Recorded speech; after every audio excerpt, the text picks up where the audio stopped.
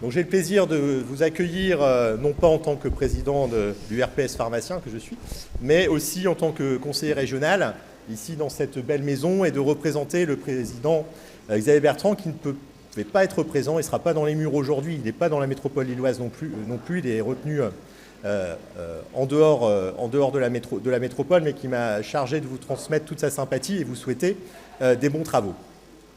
Je voudrais d'abord aussi remercier différentes personnalités. En premier lieu, Hugo Gélardi, directeur général de l'ARS. Merci Hugo et merci au service de l'ARS pour leur fidélité à cet événement. Docteur Legrand de l'assurance maladie, même chose, hein, des fidèles. Merci d'être présent. Saluer aussi France Asso Santé avec ses représentants. C'est important aussi d'associer les usagers dans ce type en fait, de réunion. Saluer tous mes différents présidentes et présidents collègues au niveau de président du RPS et tous les élus et ainsi que les salariés des URPS qui ont concouru à l'organisation de cet événement. C'est un gros événement, c'est pas simple à organiser, mais quand je vois l'hémicycle rempli, quand le nombre de personnes en fait inscrites et notamment aussi le nombre de CPTS représentés, hein, plus de 52 CPTS représentés, c'est quand même, à date c'est quoi? C'est 52 hein, je crois.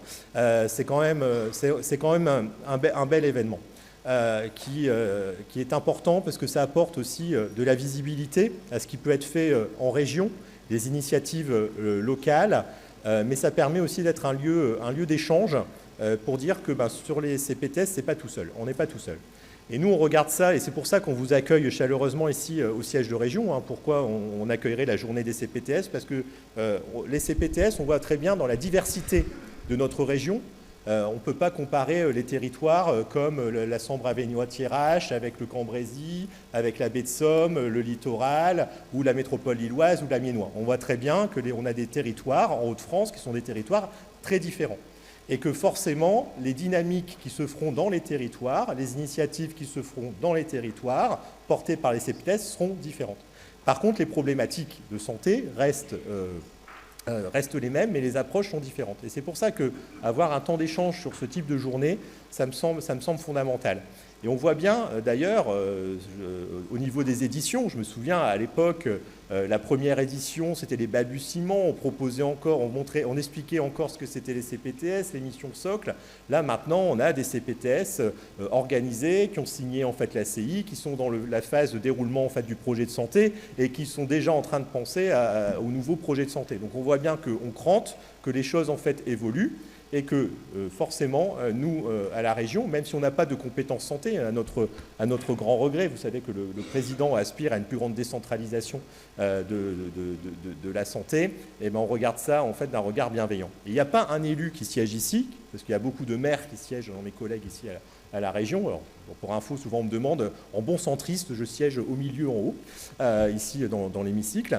Il n'y a pas un élu ici qui ne parle pas des problématiques de santé dans les territoires. Et en ce moment, vous savez que ce qui agite un petit peu le microcosme politique, c'est les élections municipales qui auront lieu en mars prochain. Et j'ai beaucoup de maires qui viennent me voir en me disant « Écoute Grégory, j'ai des problèmes pour les médecins, j'ai des problèmes de ça, qu'est-ce que je peux faire ?» Le premier réflexe que j'ai dit, je fais déjà, qu'est-ce qui se fait déjà sur ton territoire? Et prends contact justement avec les CPTS, tu verras qu'il y a des dynamiques qui se font déjà sur les territoires. Et commence déjà par voir la manière dont tu pourrais accompagner en fait ces dynamiques avec les CPTS, parce qu'on voit bien que dans les missions socle, il y a l'accès aux soins, l'accès aux médecins traitants qui est aussi une préoccupation. Et après, tu pourras voir, au lieu de essayer de réinventer des choses, vous savez, en politique, il y a quelque chose que moi j'ai appris, c'est les fausses bonnes idées. C'est qu'à un moment donné, il y a une super bonne idée, voilà, qu'on fait valider, puis finalement sur le terrain, c'était une fausse bonne idée. Et en politique, il faut lutter contre ça. Donc moi, c'est ce que je dis aussi donc aux maires, à mes collègues maires, je fais rencontrer les CPTS, vois un petit peu comment tu peux les accompagner, vois où il manque un petit peu d'huile dans les rouages et voir comment tu peux accompagner.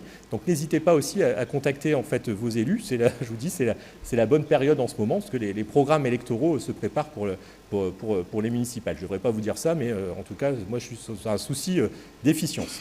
Voilà, je n'irai pas plus loin dans ce mot d'introduction, juste pour vous souhaiter à toutes et à tous des beaux travaux, remercier aussi, encore une fois les organisateurs, saluer, j'ai oublié de le dire, parce qu'on a un tropisme forcément Hauts-de-France ici, mais je sais qu'il y a des représentants d'autres URPS, notamment on m'a dit Pays de Loire et Nouvelle-Aquitaine, donc je salue, voilà, ravi qu'on puisse attirer d'autres régions. J'espère que vous allez rester un petit peu plus longtemps pour découvrir notre belle région. Et sans trop... Donc voilà, donc de bons travaux à tous. Et je vais laisser maintenant la parole à Hugo Gilardi, directeur général de l'ARS. Bonne journée.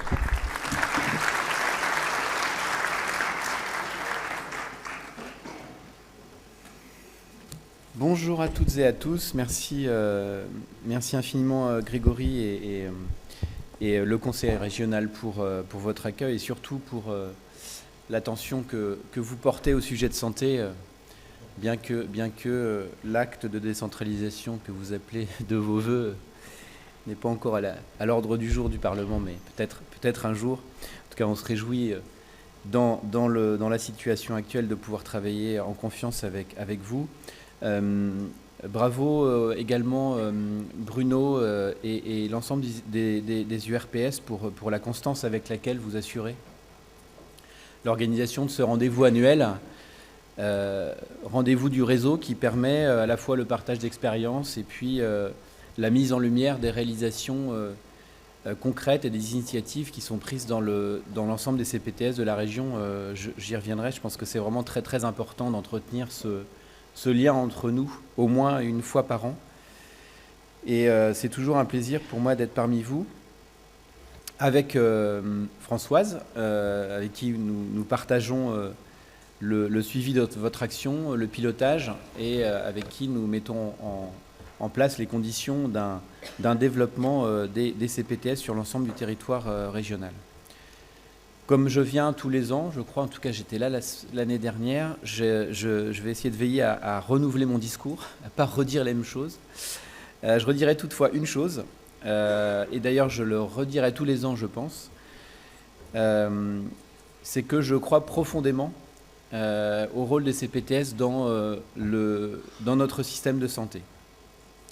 À l'heure où nous parlons de responsabilité populationnelle, de parcours, de prévention, de coordination entre les acteurs, alors que nous allons devoir faire face aux conséquences du vieillissement, en particulier sur l'augmentation de la prévalence des maladies chroniques, comment ne pas se dire que nous disposons, avec les CPTS, d'un outil adapté aux défis organisationnels de notre système de santé.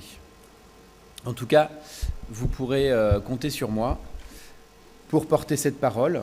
Je ne le ferai pas tous les ans un tour de France des CPTS, je le précise, mais en tout cas, vous pouvez compter sur moi pour défendre l'idée, défendre la valeur des CPTS dans notre système. Et d'ailleurs, la semaine prochaine, j'ai une audition au Sénat avec les sénateurs Imbert et Jomier au sujet des CPTS précisément.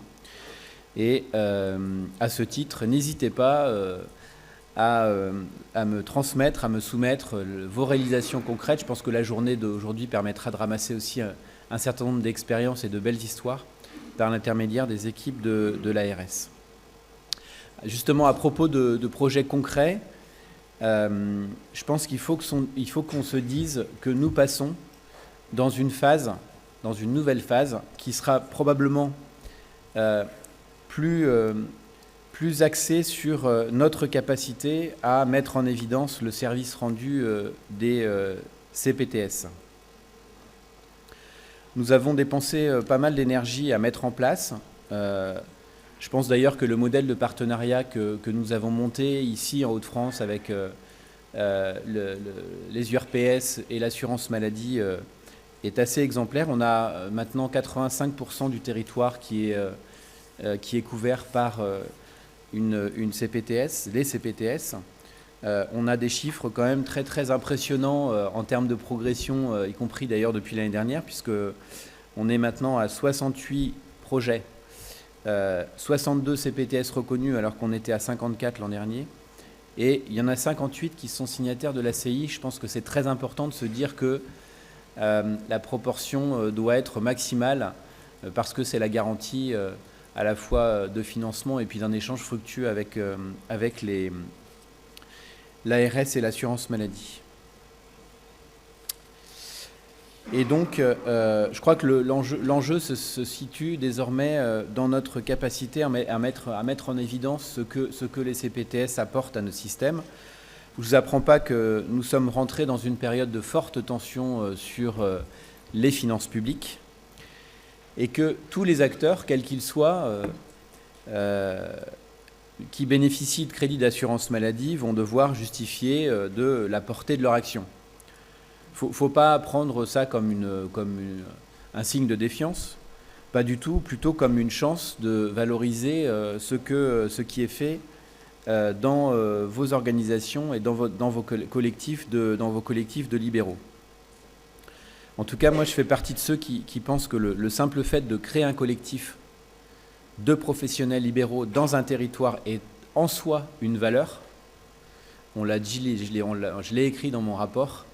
C'est pas facile à évaluer, mais il faut quand même se remettre en situation. Avant les CPTS, on était quand même dans un système très individuel, et là, on a réussi à créer du collectif, et ça a vraiment de la valeur. Mais je pense qu'on ne peut pas non plus s'arrêter là.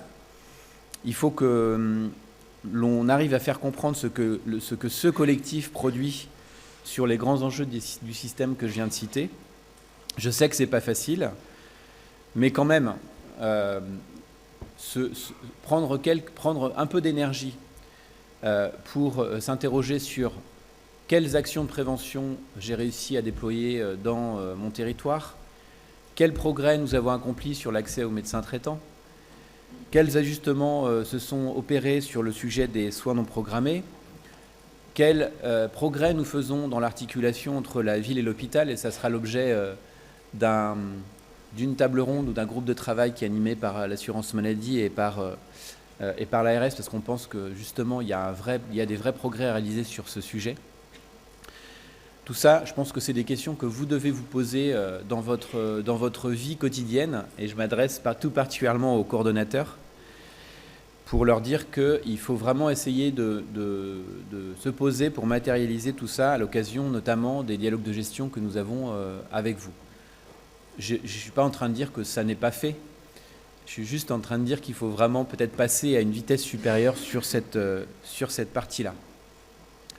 En tout cas, sachez que nous serons de notre côté, Françoise et moi, assez exigeants sur ces différents points, tout en continuant, bien entendu, l'accompagnement et la bienveillance que nous avons à votre égard.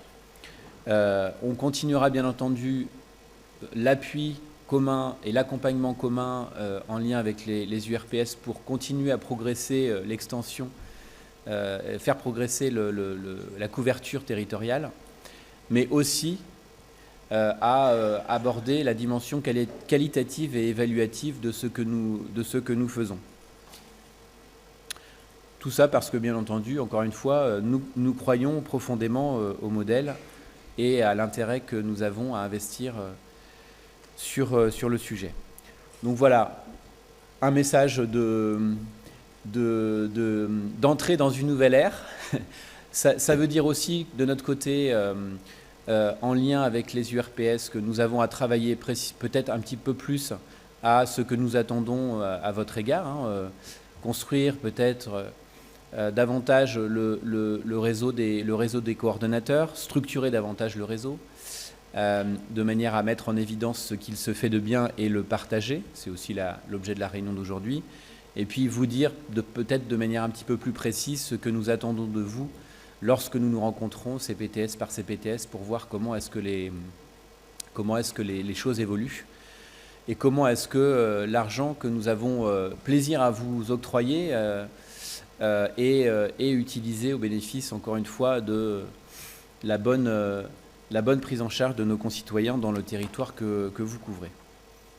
Je souhaite bienvenue à, je ne savais pas, merci Grégory de l'avoir souligné, que d'autres régions sont présentes aujourd'hui. J'espère que vous y trouverez des enseignements et n'hésitez pas à partager avec nous vos expériences. Comme cette journée est chaque année très fructueuse, je ne doute pas que celle-ci le sera aussi. Et je vous souhaite de bons travaux. Et encore une fois, merci Grégory et Bruno pour votre accueil et l'organisation.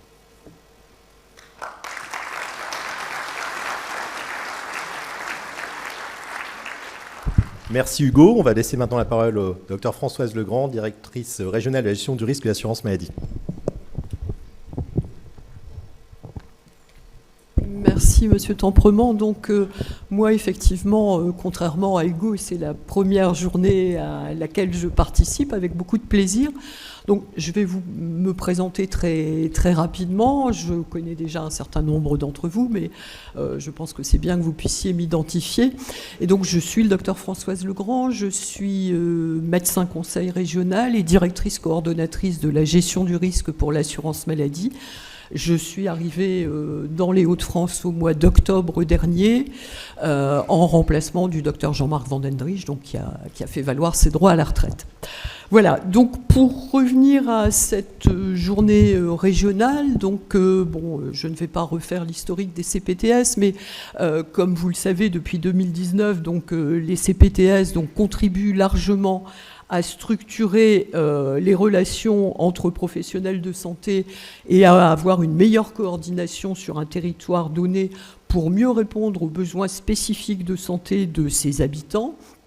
Et c'est une mesure phare du plan de transformation du système de santé qui vise à décloisonner, à réorganiser notre système de soins qui, comme vous le savez, est quand même en difficulté. La couverture du territoire des Hauts-de-France, alors comme l'a évoqué Hugo, et je ne vais pas revenir sur les chiffres, mais montre qu'on est au niveau des Hauts-de-France au niveau national, c'est-à-dire à 89% de couverture donc de la population, ce qui est un très bon résultat qui nous amène à nous dire qu'il faut encore poursuivre l'effort et tendre vers les 100% de couverture territoriale. En ce qui concerne l'assurance maladie, donc en partenariat très étroit avec l'ARS et avec les URPS, les équipes donc, de l'assurance maladie accompagnent les CPTS dans la construction du projet et au-delà même des modalités de financement conventionnel que représente la CI, dans le déploiement d'actions de qualité qui répondent aux besoins de santé des assurés sur chaque territoire. Et donc, je vous rappelle que l'engagement de l'assurance maladie, il se fait notamment par l'intermédiaire des référents organisations coordonnées, donc ce qu'on appelle les ROC, médicaux et administratifs, hein, pour avoir une double approche, et donc qui sont présents au quotidien, comme les équipes de l'ARS et comme l'URPS, donc pour répondre aux besoins des équipes dans le déploiement de leur mission et donc améliorer constamment la qualité de la prise en charge. Au niveau national, on peut noter aussi un engagement fort de notre directeur général de l'assurance maladie, Thomas Fatome, sur l'exercice coordonné avec une ouverture prochaine des négociations ACI qui permettront encore de faire évoluer le cadre et notamment concernant l'évaluation des actions et l'utilisation des fonds alloués. Donc là, après plus de 5 ans d'existence, on est à une période de maturité maintenant pour beaucoup de CPTS. Et donc, il nous paraît important de pouvoir effectivement mettre en lumière les réalisations des CPTS, valoriser les actions et l'efficience du dispositif. Et comme l'a évoqué Hugo, l'assurance maladie sera également très attentive par rapport à l'évaluation des actions. Et donc, nos référents organisations coordonnées proposeront un accompagnement renforcé sur le terrain, donc sur ces sujets, avec notamment la mise en place d'un nouvel outil, l'outil Execo, CPTS, qui, dans sa nouvelle version, qui a été mise en ligne tout récemment, là, en mai 2025, permet maintenant d'ajouter, en plus des informations administratives, donc concernant les contrats CPTS, des informations relatives aux actions mises en œuvre et des indicateurs de suivi qui y sont associés. Et donc ça permet de suivre le taux d'atteinte des indicateurs, l'évolution des actions donc, qui ont été validées dans le cadre du contrat de chacune des CPTS. Et cela permettra également, dans un second temps, de calculer les montants à verser en fonction des taux d'atteinte des objectifs définis. Pour conclure, je vous dirais que nous sommes tous, et votre présence ici en atteste, convaincus que les CPTS sont une réponse majeure dans la transformation de notre système de soins. Et je pense que cette journée va venir largement le confirmer et confirmer l'implication, la motivation et le dynamisme des équipes. Merci à vous et puis très bonne journée de travail et de réflexion.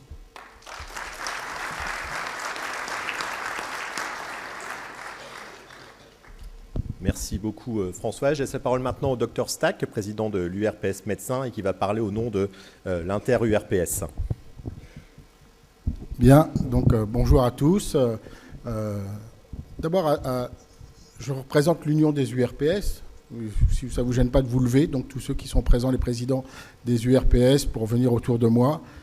Donc voilà, comme ça vous connaîtrez donc les présidents des différentes URPS. Alors nous, on est la première CPTS dans les Hauts-de-France puisque toutes les URPS sont représentées dans le même lieu. Et donc effectivement, on parle déjà en interprofessionnel, tous ensemble. On a des réunions, rarement houleuses, mais bon, on parle et on se met d'accord sur des actions à faire. À titre de l'Union des URPS et à titre personnel, je tiens quand même fortement à remercier donc notre directeur général de l'ARS, M. Gilardi, avec qui on a vraiment des très bonnes relations d'échange. On n'est pas toujours d'accord sur les choses, mais au moins on s'écoute. Et pour avancer donc, de telle façon que l'ensemble des professionnels de santé puissent proposer des actions dans le territoire. Merci aussi donc à Sophie d'être toujours présente. Et donc, bienvenue, puisque donc, ça fait une année que vous êtes là, Madame Legrand. Et là aussi, on commence à avoir des bons échanges entre nous. Et donc, c'est vraiment super au travers de cela. Je voulais dire qu'en plus de ces échanges qu'on peut avoir entre nous, je suis désolé, vous êtes tous debout derrière moi, mais ça me gêne un peu, mais c'était important que vous soyez représentés ici. On a des échanges nationaux. Et donc ces échanges nationaux nous permettent d'avoir entre les URPS, alors essentiellement médecins, mais on se réunit. Et c'est pour ça que l'URPS des Pays de Loire sont présents avec le groupement d'employeurs et Karine qui est là. Et l'URPS pour Medvigie de Aquitaine, vous êtes elle est présente. Donc ça veut dire qu'il y a quand même une action donc nationale pour qu'on ait aussi des échanges entre nous. Il y a où on fait des réunions de coordinateurs au niveau national, donc là aussi c'est important. On fait des réunions d'action sur les différentes autres soins. J'ai fait une dernière réunion sur les soins non programmés. Donc là aussi on est en train de réfléchir. Alors les URPS en elles-mêmes sont là, certes pour faire les CPTS, mais aussi tous les autres modes d'organisation. J'insiste là-dessus. C'est-à-dire que on est là aussi pour faire les MSP, pour faire les ESP. On est là aussi pour les nouveaux ordres, organisations que nous allons avoir, en particulier les équipes de soins spécialisés. Vous savez que c'est mon petit dada, mais il n'y a pas que ça. Il y a d'autres structures qui vont commencer donc à naître là-dessus. Ce que je voulais dire, et c'est secondaire donc également à ce que vient de dire donc Monsieur Hugo Gilardi, c'est qu'on rentre dans une nouvelle ère, mais nous, les URPS, on a aussi besoin d'être présents dans cette nouvelle ère. On a donc beaucoup aidé donc, pour la construction, l'aide de ceux qui voulaient faire des CPTS, mais on est là aussi pour aider dans les suites. Et donc d'avoir des échanges, et c'est la raison de cette journée pour laquelle on peut échanger entre nous, voir quelles sont les difficultés ou pas les difficultés. Il y a beaucoup de professionnels de santé qui s'impliquent, c'est du temps.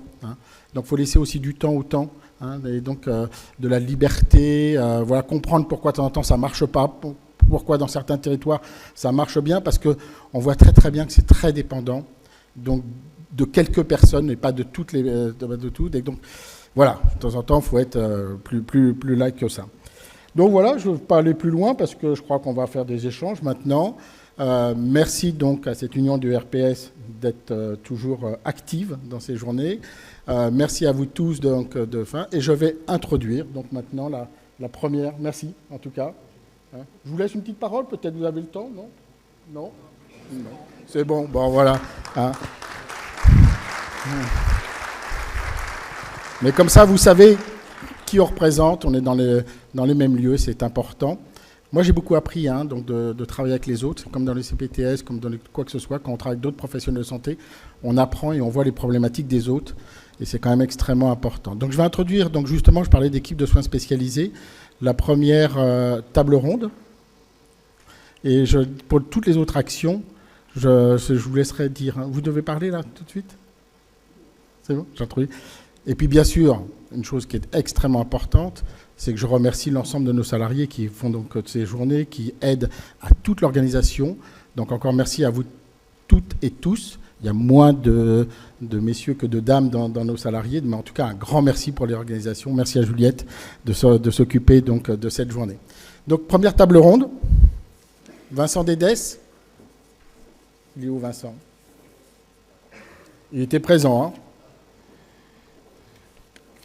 Vincent. Donc, vous savez que l'organisation des CPTS, même si elle c'est autour de l'ensemble des professionnels de santé, et en particulier, donc bien sûr, autour des médecins, mais de l'ensemble de tous, c'est vrai que nous, spécialistes hors médecine générale, notre place aussi au travers des CPTS, elle est présente. Mais donc, c'était surtout pour répondre aux premiers recours et des organisations de territoire de premier recours qui a donc son action et son rôle. Et nous, spécialistes, on s'était dit comment on peut s'organiser également, et d'où cette notion en même temps qui était née d'équipe de soins spécialisés, qui tourne autour d'une même spécialité dans un territoire, souvent départemental, voire régional, et dont le but est de proposer au premier recours un pont direct. Ce n'est pas une équipe qui va traiter les patients, donc les patients ne prennent pas rendez-vous au travers d'une équipe de soins spécialisés, mais elle est là pour répondre à différents thématiques en fonction de la spécialité. Elles sont en train de naître partout en France, d'autant que maintenant c'est conventionnel. Et donc on a eu la chance avec Vincent d'avoir la première qui était sur l'ophtalmologie, on en a une deuxième qui est née, qui est donc sur la pédiatrie, mais on voit donc une émulation. On a les psychiatres qui vont, j'espère un jour les pneumologues, parce que sinon je vais quitter l'URPS et on va me taper dessus. Donc voilà, il y a les dermatologues. Donc voilà, on sent une émulation.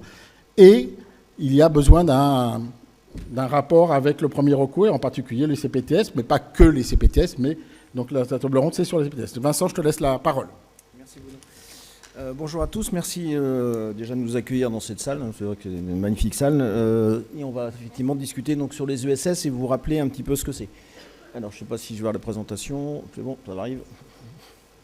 Voilà. Donc l'ESS, en fait, ça date un peu, parce que la loi, elle date de 2019. Donc après, il a fallu, comme toujours, il y a une loi, et puis après, il y a la mise en application de ces lois, et voir un petit peu comment ça fonctionne. Donc voilà, c'est toujours pas... C'est pas vous? Ah, c'est parti. Voilà. Alors... Bon, après, je pourrais dire, bon, c'est pas très grave.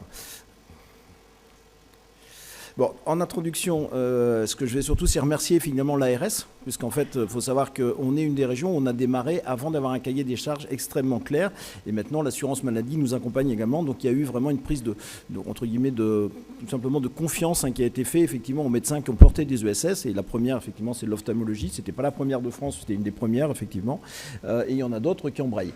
Maintenant, on a un cahier des charges qui est extrêmement clair, on est parti d'un texte de loi qui était un peu flou, et c'est que ça se faisait plutôt en discussion, effectivement, avec les autorités. Maintenant, depuis la Convention, on a quelque chose qui est beaucoup plus clair, où on va retrouver finalement des objectifs qui sont extrêmement précis et également des obligations ou des choses qui sont liées aux ESS pour que ça fonctionne correctement. Donc, qu'est-ce qu'on va retrouver dans les objectifs précis? C'est l'amélioration de l'accès à la médecine spécialisée, l'organisation des soins spécialisés, donc on parle bien de soins spécialisés hors médecine générale. Dans la définition par la loi, on parle effectivement de soins spécialisés hors médecine générale. Donc, une réponse dans les délais compatibles, structurer le second recours, améliorer et fluidifier le parcours du patient. Et on voit bien qu'on revient sur la préoccupation, c'est comment améliorer l'accès au patient sur son territoire. En fait, l'idée, c'est de pouvoir offrir à tous les patients, quel que soit son territoire, un accès égalitaire et de qualité, et non pas une sous-médecine. Tout simplement. Les ESS, ce n'est pas des structures de soins, ça ne facture pas, c'est une structure d'organisation, on ne facture pas de soins. Et c'est ciblé, comme disait Bruno, sur une spécialité médicale. On ne parle pas d'une pathologie. On ne va pas prendre, par exemple, pour nous, la rétinopathie diabétique ou la DMLA. On va devoir prendre l'ensemble de la filière. En ophtalmologie, on parle de plus en plus de filières, puisqu'en fait, les ophtalmos ne sont pas les seuls à travailler effectivement sur le problème visuel. On a bien évidemment les orthoptistes avec qui on travaille depuis des années, et les opticiens, chacun dans leurs compétences, mais on travaille effectivement avec eux. Donc on peut regrouper au sein d'une ESS plusieurs spécialités si effectivement il n'y a pas assez de spécialistes sur le territoire. Parce qu'en fait, effectivement, on a parfois des départements, on a 3-4 spécialistes, donc c'est compliqué pour eux d'avoir une ESS, et dans ces cas-là, on va se retrouver sur une ESS multispécialité. On peut avancer si vous voulez bien. Voilà, donc il y a des missions socles, donc tout ça c'est défini maintenant par la Convention de façon très claire, hein, ça s'est fait de manière consensuelle avec les médecins, et ça s'est plutôt bien passé au moment de la Convention, hein. Il n'y a pas eu vraiment de gros sujets de débat, comment mettre les lignes pour que ça rentre, parce que ça correspondait à la demande des médecins. Donc structurer l'offre de second recours.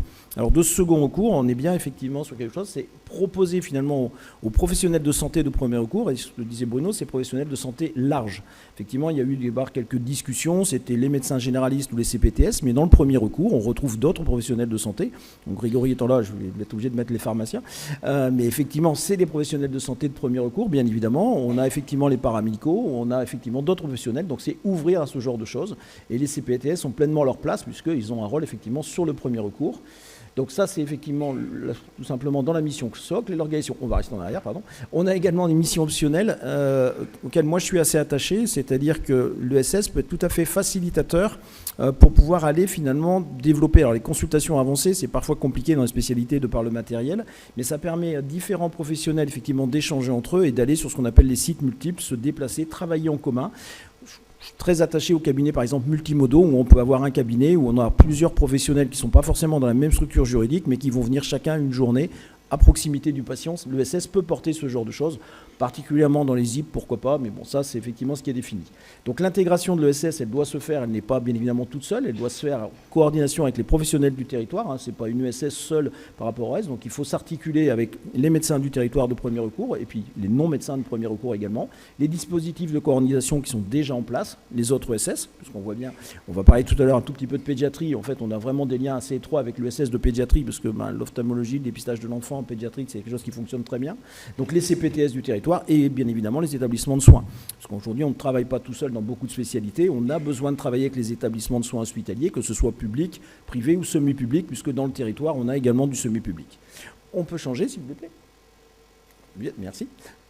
Alors, donc, c'est formalisé, la gouvernance, c'est pareil, on a maintenant un cahier des charges qui est clair, donc c'est formalisé effectivement au sein du projet.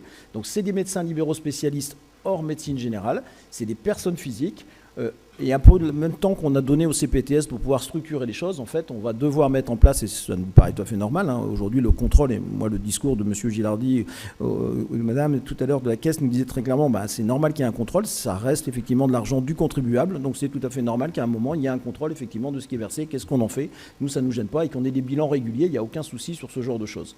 Donc on peut avoir une participation consultative d'autres acteurs, donc le premier recours, on échange avec eux, et quand on a créé l'ESS au départ, on a réuni autour de nous, c'est l'avantage de l'URPS effectivement d'avoir différents professionnels, on a réuni les professionnels en disant on a cette idée-là, est-ce que ça vous semble pertinent ou ça ne l'est pas? Parce que parfois on peut avoir une idée et puis finalement les gens qui vont avoir besoin de l'ESS vont avoir vous dire non, je n'ai pas de sujet sur ce problème-là, donc on les a bien évidemment réunis en demandant ce qu'on vous propose, est-ce que ça vous semble pertinent, oui ou non?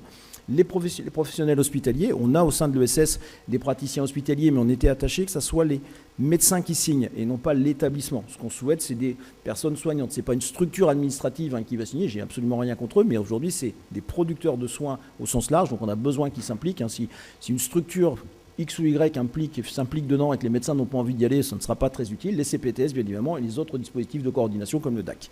On peut avancer. Donc on a également des conditions sur le périmètre géographique, donc c'est un département à minima, donc on voit bien qu'on n'est pas comme sur une CPTS où les territoires sont un peu plus petits, on est sur du second recours, donc la géographie est quand même beaucoup plus large, donc ça c'est vraiment le département, et la cible idéale, ça serait la région.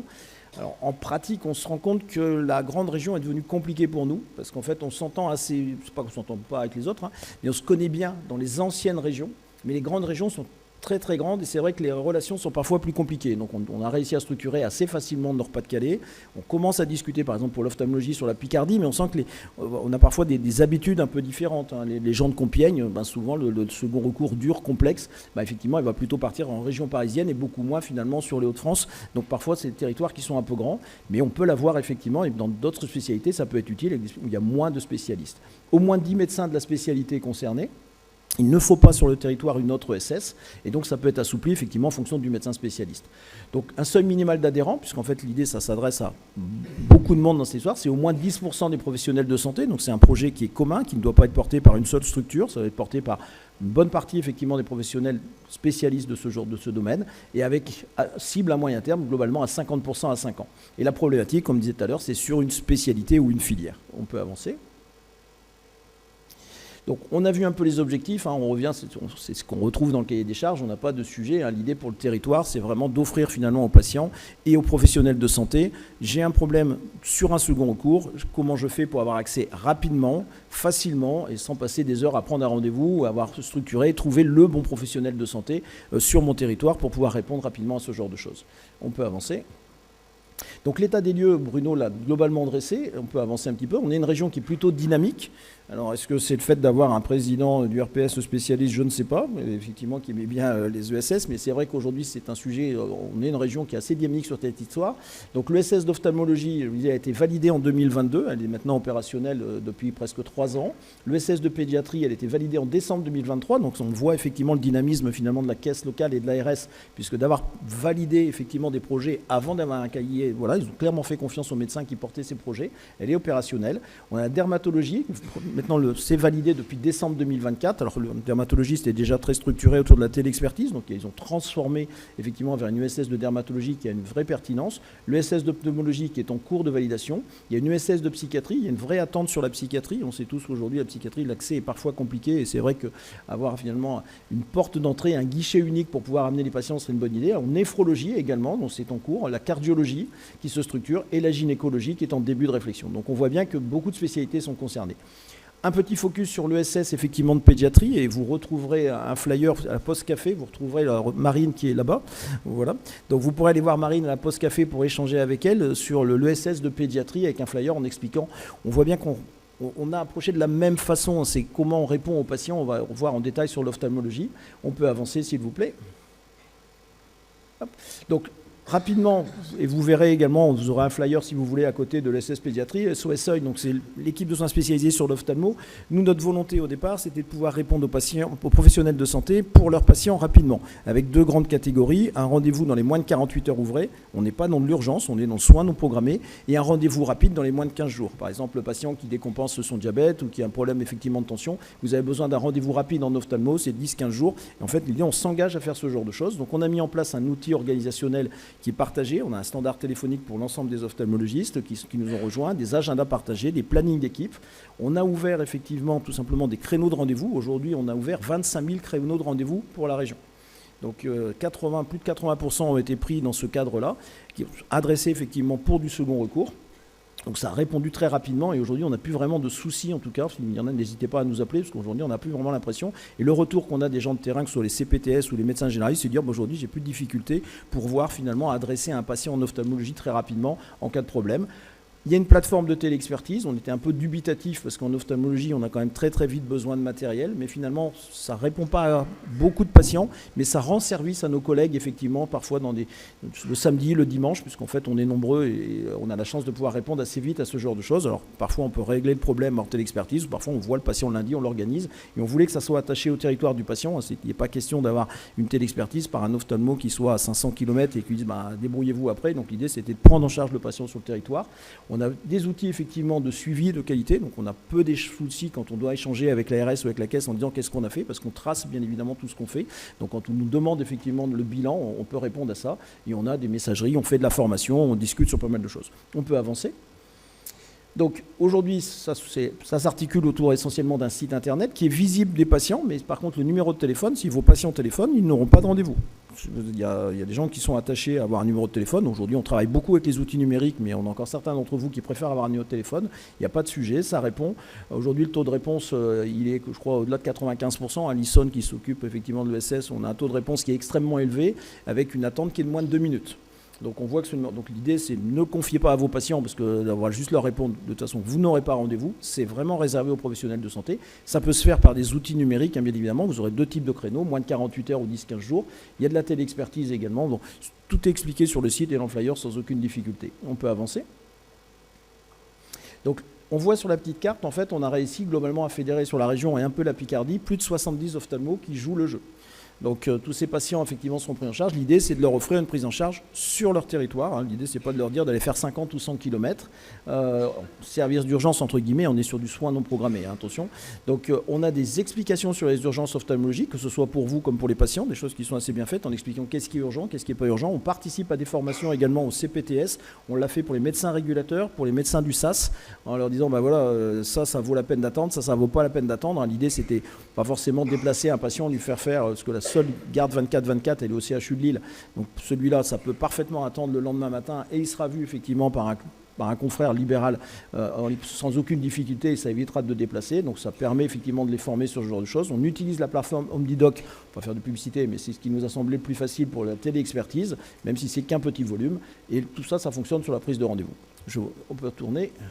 Voilà, donc ce qu'on souhaitait, et ça rejoint d'ailleurs ce qu'a à peu près fait également l'ESS de pédiatrie, mais avec des particularités, parce que chaque spécialité a ses problématiques, c'est offrir finalement un guichet unique, que ce soit en numérique, par téléphone, pour pouvoir vous dire, voilà, vous avez un problème sur ce genre de choses, je cherche un gastropédiatre, je ne sais pas qui est gastropédiatre sur mon territoire, avec vraiment une spécialité très définie, je suis bien embêté, ok, je prends mon téléphone, je rapproche effectivement de la pédiatrie, et je trouve effectivement le professionnel pertinent rapidement. Ça concerne bien évidemment le premier recours, et ça peut aussi nous servir à nous, en tant que professionnels de second recours, de temps en temps, sur certaines périodes, de se dire, ben voilà, j'ai un vrai problème de chirurgie lourde, qui n'est pas faite par tous les ophtalmologistes, est-ce que c'est la semaine du 15 août, où je vais le trouver rapidement? Donc la coordination, la formation, on participe beaucoup à ce genre de choses pour pouvoir effectivement monter en compétence les gens, pour nous adresser ce qu'on appelle nous des rendez-vous qualifiés. L'idée, c'est pas de répondre aujourd'hui, l'accès aux lunettes en France ne pose plus vraiment de problème, hein. C'est pas mon patient a cassé ses lunettes, on a suffisamment d'acteurs pour participer à ce genre de choses. Aujourd'hui, le taux d'équipement en France des lunettes, c'est le plus élevé au monde, hein. On consomme plus de lunettes en France qu'en Allemagne. Donc le sujet, bien évidemment, c'est pas de répondre aux patients qui veulent des lunettes bleues à la part des lunettes rouges, c'est vous avez un problème ophtalmo, là on va le prendre en charge. Et puis on travaille effectivement avec les CPTS, on a déjà formalisé avec 4-5 d'entre elles, on fait des formations, ils portent parfois effectivement des projets communs. On a des projets effectivement pour le dépistage des enfants en bas âge qui peut se faire avec des orthoptistes sur des territoires. Comment on peut organiser ça? Parce que les orthoptistes l'ont dans le premier recours. S'il y a un souci, il faut l'adresser à un ophtalmo, donc il faut pouvoir organiser derrière. Voilà. Donc on travaille sur différents sujets et toutes les ESS partent dans ce genre de choses avec leurs propres problématiques. Je vous remercie.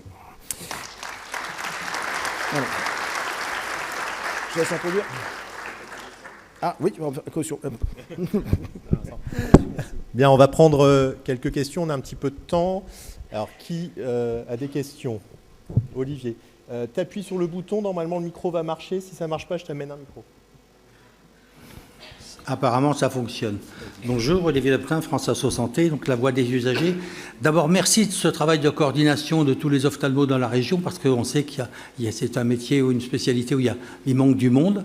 D'abord, un grand merci. J'ai une question en ce qui concerne l'articulation de votre structure avec l'hôpital, et en particulier avec les urgences du CHU, parce que je pense que je suis toujours surpris que les urgences ophtalmo au CHU sont méconnues, très méconnues, et je pense que vous l'avez dit à votre propos, c'est un partenariat en cas d'urgence vous l'avez intégré dans votre dispositif. Et ma deuxième question, elle est beaucoup plus terre-à-terre. Est-ce que, quelque part, dans vos dispositifs, est-ce qu'il en est des restes à charge ou qu'est-ce qu'il en est différemment des dépassements d'honoraires dans ce style de dispositif? Vous voyez que je suis très pratico-pratique. Je vais vous répondre de la même façon. De façon pratique, les urgences, les soins non programmés, les urgences, c'est conventionnel, c'est du secteur 1, tarif opposable. Il n'y a pas effectivement de complément d'honoraires. Donc effectivement, dans le cadre de l'urgence, les médecins, et c'est écrit dans la charte de l'ESS, ne peuvent pas effectivement pratiquer de complément d'honoraires. Donc le patient qui arrive chez nous dans le cadre de l'urgence adressée, il n'y a pas de complément d'honoraires. Donc de ce côté-là, pas de reste à charge. Ça coûte, entre guillemets, même moins cher qu'aller à l'hôpital, puisque les tarifs libéraux sont moins chers. Un grand merci de votre réponse. Voilà. Donc deuxième réponse pour l'articulation avec les hôpitaux. Bien évidemment, on connaît très bien, parce qu'on a été formé à l'hôpital, hein, pour tous, hein, donc on les connaît extrêmement bien. L'hôpital, c'est quand même connu, parce qu'ils ont quand même un gros volume d'urgence, mais là, on est sur de l'urgence. L'urgence, c'est 24-24, 7 jours sur 7. Là, on est sur du soin non programmé. Donc, c'est plutôt décharger les urgences des soins non programmés qui pourraient être faits. L'exemple tout bête, quand je discutais avec les régulateurs, c'est ils envoyaient parfois à 2 h du matin un patient qui avait une lentille ou qui pensait avoir une lentille coincée dans le cul-de-sac.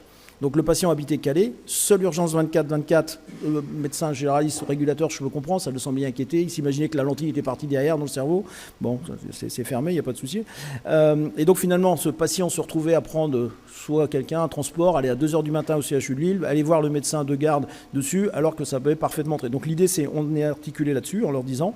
On a fait le tri. Ça, effectivement, c'est de l'urgence 24-24. Le patient, baisse brutale, hypertonie oculaire, il fait super mal, il vomit. Ça doit être fait à la nuit, même si c'est à 2 h du matin. Tant pis, ceux-là, c'est bien évidemment le rôle des hôpitaux. Pour l'instant, il n'y a qu'eux qui font ce genre de choses. C'est que le CHU, d'ailleurs, c'est pas les hôpitaux, c'est que le CHU. C'est une urgence vraiment rapide. Et il y en a beaucoup en ophtalmologie qui peuvent être décalés et qui pourraient être pris en soins non programmés. C'est là-dessus qu'on travaille avec eux. Et le retour, on échange bien sûr avec le CHU, c'est qu'aujourd'hui, ils ont une petite baisse effectivement de consultations qui leur semblaient moins utiles. Voilà, mais elle est connue, l'urgence ophtalmo, et elle fonctionne, tant mieux. Oui, c'est un point qui est extrêmement important pour les équipes de soins spécialisés. C'est qu'il faut bien comprendre que c'est une visibilité de la médecine de ville spécialisée qui va faire donc le pont entre le premier recours, et quel que soit le premier recours, et le troisième recours, c'est-à-dire les établissements de santé, qu'ils soient publics ou privés. Et vous avez bien vu que dedans, un médecin spécialiste peut adhérer à l'équipe de soins spécialisés s'il est même dans un hôpital. Ce n'est pas un service, c'est un médecin. Et donc on est là pour faire le pont parce que, en vérité, beaucoup de soins non programmés peuvent être pris en charge en ville et décharger donc les urgences, et que les urgences restent des urgences, quoi. Et donc, mais c'est tellement peu connu, tellement, entre guillemets, je ne vais pas dire mal organisé, mais peu organisé, que de fait, on ne sait pas, on téléphone à son copain, est-ce que tu peux me voir la crise d'asthme? Là, ce sera beaucoup plus clair en équipe de soins spécialisés. Je me permets juste une dernière remarque sur l'accès en ophtalmologie, parce que ça traîne encore. On est devenu l'une des spécialités les plus accessibles. Le délai médian aujourd'hui en France, c'est 19 jours. C'est-à-dire qu'aujourd'hui, 50% des rendez-vous avec un ophtalmologiste pour un contrôle, c'est 19 jours. Alors, il reste des territoires en difficulté, et moi, je crois aux ESS pour aller aider ces territoires. Alors, les sites multiples, c'est-à-dire qu'aujourd'hui, on voit les jeunes s'installent de plus en plus. Je peux vous donner le chiffre, on va publier bientôt. 30% des ophtalmos aujourd'hui travaillent sur 2 sites. Donc aujourd'hui, c'est ce modèle-là, on va vers ces territoires. Alors c'est vrai qu'on entend parfois les politiques nous dire il faut aller vers, il faut imposer.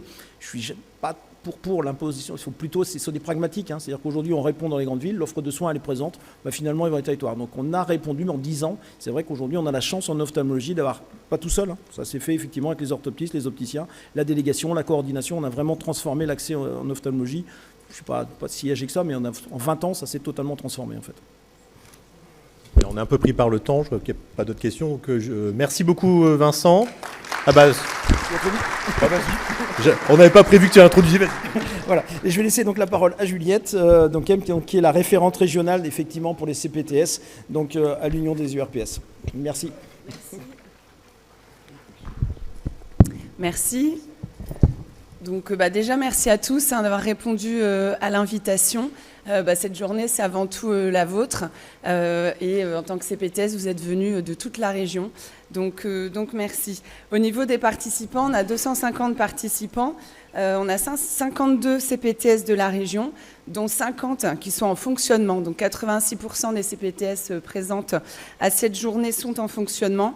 On en a quand même 2 en cours de création. Donc voilà, ça promet des échanges très riches. Dans les 250 participants, donc on a 130 professionnels de santé, on a 50 salariés de CPTS, directeurs, coordonnateurs, chargés de mission, assistants. On voit que, en tout cas, les équipes salariées grossissent avec de plus en plus de monde, de salariés. On a 30 référents institutionnels, notamment donc l'ARS, l'assurance maladie qui est très bien représentée, et l'ARS qui vous accompagne également au quotidien, et 50 acteurs travaillant donc en lien avec les CPTS, acteurs locaux mais aussi régionaux. Donc comme tous les ans, je vous propose de faire un rapide état des lieux des CPTS et actions en région. Alors, je pense qu'il y a la petite Elisabeth. Je vais à l'envers. Voilà, donc on vous a remis et j'irai assez rapidement sur cette partie. Donc on a 68 CPTS, le directeur général de l'ARS nous l'a rappelé, avec 58 CPTS en fonctionnement. On en a 17 de plus que l'année dernière. Voilà, et il en reste 10 en projet. Donc on le voit aujourd'hui, 90% de la population est couverte par une CPTS. Toutefois, on a 11% des professionnels qui adhèrent à une CPTS. C'est vrai qu'au niveau de l'Union des URPS, on aime bien aussi mettre en lumière voilà, le fait qu'il n'y a que seulement 11% des professionnels adhérents, parce qu'à la fois, ça montre aussi votre difficulté de mobilisation, parfois de faire fédérer les professionnels aux différentes actions. Et puis, ça montre aussi que les CPTS ne sont pas forcément représentatifs de tous les professionnels de santé libéraux du territoire. Et il y a encore un gros travail à faire, en tout cas, pour mobiliser, consolider l'existant et surtout éviter l'essoufflement des professionnels engagés dans ces collectifs. Donc voilà, vous retrouverez sur le site une carte interactive. Elle a notamment pour vocation à aider les professionnels à identifier s'il y a une CPTS sur leur territoire, puisqu'ils peuvent assez facilement rentrer leur commune et ils voient tout de suite la CPTS. Ils peuvent vous contacter directement puisqu'on relaie vos adresses mail, voilà, vos contacts. Donc voilà, dans le but aussi de faciliter les différentes adhésions. Donc n'hésitez pas à nous communiquer quand il y a un changement de coordonnées, etc. Nous, on l'actualise vraiment très régulièrement. Alors, où en est-on aujourd'hui? Donc, on a donc déjà merci à l'assurance maladie qui nous a communiqué ces données que vous lui transmettez voilà, régulièrement. On a aujourd'hui donc 4000 professionnels qui adhèrent au CPTS et vous voyez la répartition comme suit. Alors, qui est globalement assez la même que les précédentes années. Donc, je ne les citerai pas, mais on retrouve en tout cas les différents professionnels qu'on peut retrouver au sein des CPTS et c'est aussi très dépendant par rapport aux démographies tout simplement des différentes professions. Les actions en faveur des CPTS, on en a un peu parlé. Donc, on a tout d'abord l'accompagnement des projets de CPTS qui se font de manière individuelle par rapport aux différentes dynamiques des porteurs et des territoires. Et le déploiement aussi sur les zones ATON. Donc en 2024, on a eu 17 CPTS qui ont été accompagnés, dont 7 qui sont aujourd'hui opérationnels, et on a donc 12 zones ATON. Voilà, et vous voyez du coup en verte par rapport aux actions initiées sur les zones ATON. Les zones vertes sont celles du coup où il y a eu un accompagnement qui a enclenché des dynamiques de CPTS sur ces territoires ATON. Vous voyez la carte juste à côté, ce sont les stades d'avancement des CPTS, donc en dehors des CPTS opérationnels, vous voyez les CPTS qui sont en cours de création. Ensuite, on l'a vu aujourd'hui, 85% des CPTS de la région sont opérationnels. Donc, il y a vraiment une action qui est très importante en région. C'est l'animation du réseau des CPTS. Ça va passer par des ateliers collectifs inter-CPTS qui ont lieu donc tous les premiers jeudis du mois sur différentes thématiques qui sont remontées par vous au niveau des équipes de terrain. Vous voyez là du coup la carte avec les différentes CPTS ayant participé aux ateliers. Donc on a eu en 2024 271 participants, donc ça fait en moyenne une vingtaine de participants par atelier. Et donc on a 53 CPTS de toute la région et opérationnels, puisque vous voyez les petits points orange sont vraiment situés sur les CPTS en fonctionnement, qui ont participé aux ateliers, donc en tant que participants, mais aussi en tant qu'intervenants, puisque le but, c'est vraiment de favoriser les retours d'expérience des CPTS, mais également de faire du coup une veille sur les actualités, les outils, les différents acteurs aussi régionaux, enfin les ressources en région. Donc voilà, donc un grand merci à tous pour votre participation à ces actions collectives régionales.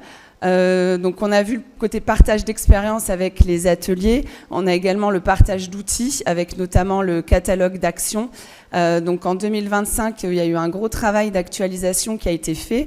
Les équipes de l'Union des URPS ont contacté toutes les CPTS et on vous remercie puisqu'il y a aujourd'hui donc 25 fiches qui sont ajoutées au catalogue, 10 fiches de modifiées. Il nous reste encore quelques fiches à ajouter, mais au total, donc là, on a un catalogue d'une centaine de fiches voilà, qui sont donc classées par mission, par thématique, pour faciliter le partage d'expériences et surtout aussi valoriser les actions des CPTS, puisqu'aujourd'hui, on a besoin de voir concrètement ce que font les CPTS, et ça illustre vraiment la diversité de vos actions. Voilà, et ça facilite les bonnes pratiques. Donc vous serez informés prochainement de sa diffusion. On vous le relaiera et on vous remercie en tout cas pour votre contribution à ce catalogue. Enfin, en partage d'informations, donc on a une newsletter sur les actualités des CPTS qui sort donc tous les trimestres, et on a donc qui est adressée donc à 250 destinataires, donc principalement les membres du bureau et les coordos. L'idée, c'est vraiment de pouvoir vous apporter de la matière pour ensuite vous relayer l'information via vos propres réseaux de communication. Vous emparez en tout cas des actualités nationales, des retours d'expérience, des appels à projets, enfin voilà. Donc bon, toutes les ressources sont en ligne sur notre page CPTS. Vous avez le petit QR code, vous le retrouvez aussi sur les blocs-notes. Donc voilà, en termes de production, de cartes, tous les supports et les replays et les flyers aussi par profession sont en ligne. Et enfin, donc au niveau de l'Union des URPS, on a également deux autres pôles. Le pôle numérique en santé qui est présent ici et que je remercie, qui va animer également un atelier qui travaille en lien donc avec le Gradinéa. Et vous voyez du coup sur la carte les actions menées en faveur des CPTS, que ce soit de l'accompagnement individuel, l'accompagnement marché avec le grade ou les retours d'expérience. Et enfin, l'éducation thérapeutique des patients, qui est aussi une action forte des CPTS, menée donc, par le pôle prévention ETP. Et du coup, vous voyez les CPTS impliqués dans les programmes ETP. On en a 33 CPTS impliqués dans un projet ETP et 22 CPTS qui sont porteuses d'une autorisation à dispenser un programme. Donc c'est quand même assez conséquent. Voilà. Sur les territoires et mobilisant les professionnels de santé. Je ne sais pas si vous avez des questions, mais sinon je vous propose qu'on passe à la table ronde. Du coup, s'il n'y a pas de questions...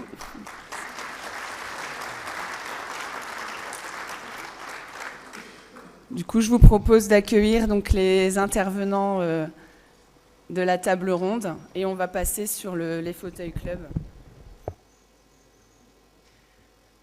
Donc on voulait vous proposer une table ronde. Alors pour information, cette journée, elle a été aussi construite grâce justement aux remontées des besoins des CPTS en janvier. Est-ce que oui, ce sera mieux. Grâce aux remontées des besoins des CPTS en janvier. Et voilà, tout le programme en tout cas a été construit comme ça. Sur la table ronde, donc rappelez-vous, l'année dernière, on avait fait une table ronde pluriprofessionnelle où justement on avait les regards croisés de chaque profession sur justement leur plus-value dans le collectif CPTS et de ce que la CPTS leur apportait. Cette année, on a voulu faire une table ronde du coup sur la coordination. Puisqu'effectivement le coordonnateur a un rôle clé dans la CPTS pour pérenniser la CPTS. Donc l'idée c'était d'avoir des intervenants qui représentent un peu l'écosystème qui gravite autour des coordonnateurs pour voir comment justement le coordonnateur peut renforcer ses compétences et du coup contribuer à la pérennité des CPTS. On peut remettre le diapo.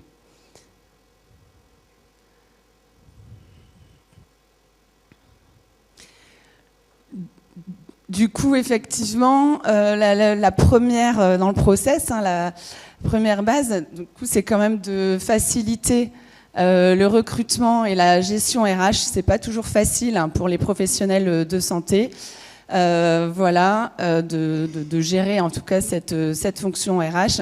Et du coup, c'est pour ça qu'on a invité le groupement employeur Santé Service avec du coup Karine Rétière qui est présente, pour répondre à cette question. Et on peut remettre le diaporama, s'il vous plaît.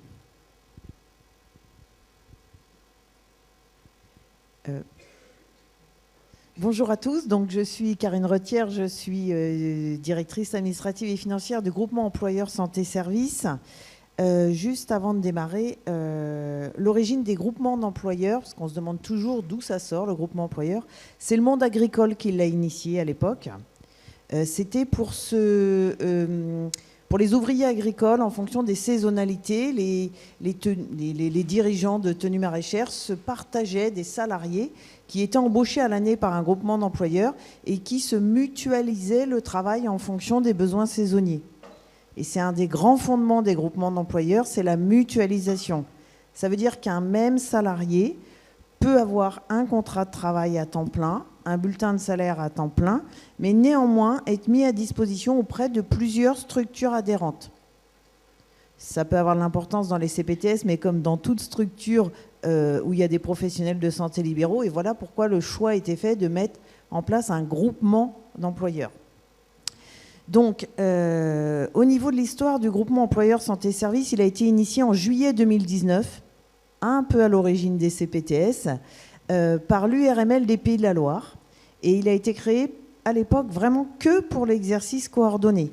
Pour la petite anecdote, à aujourd'hui, en Pays de la Loire, 75% des CPTS présentes sur le territoire des Pays de la Loire font appel au groupement d'employeurs.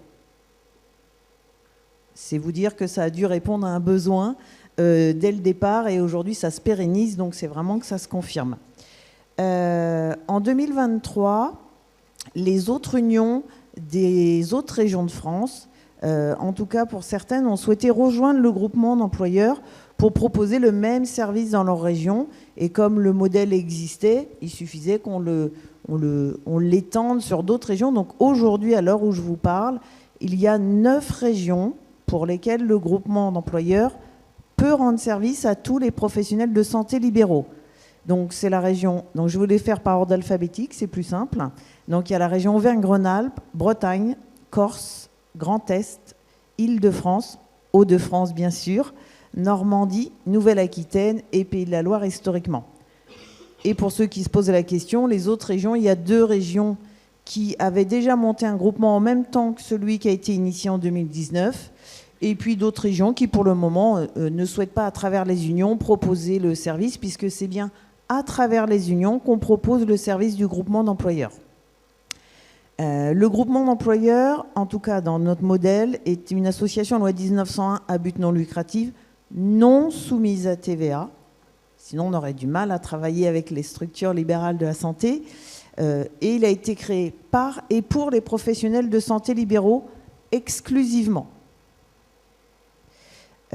Et pour détailler, c'est une équipe spécialisée en ressources humaines, donc moi je suis plus sur la partie administrative et financière, mais bien sûr, il y a toute une équipe RH avec une DRH et des assistantes RH qui sont à disposition de tous les salariés du groupement et de tous les adhérents du groupement.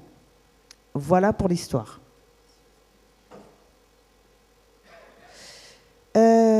Vous allez me dire, en tout cas vous le pensez peut-être, pourquoi faire appel au groupement d'employeurs?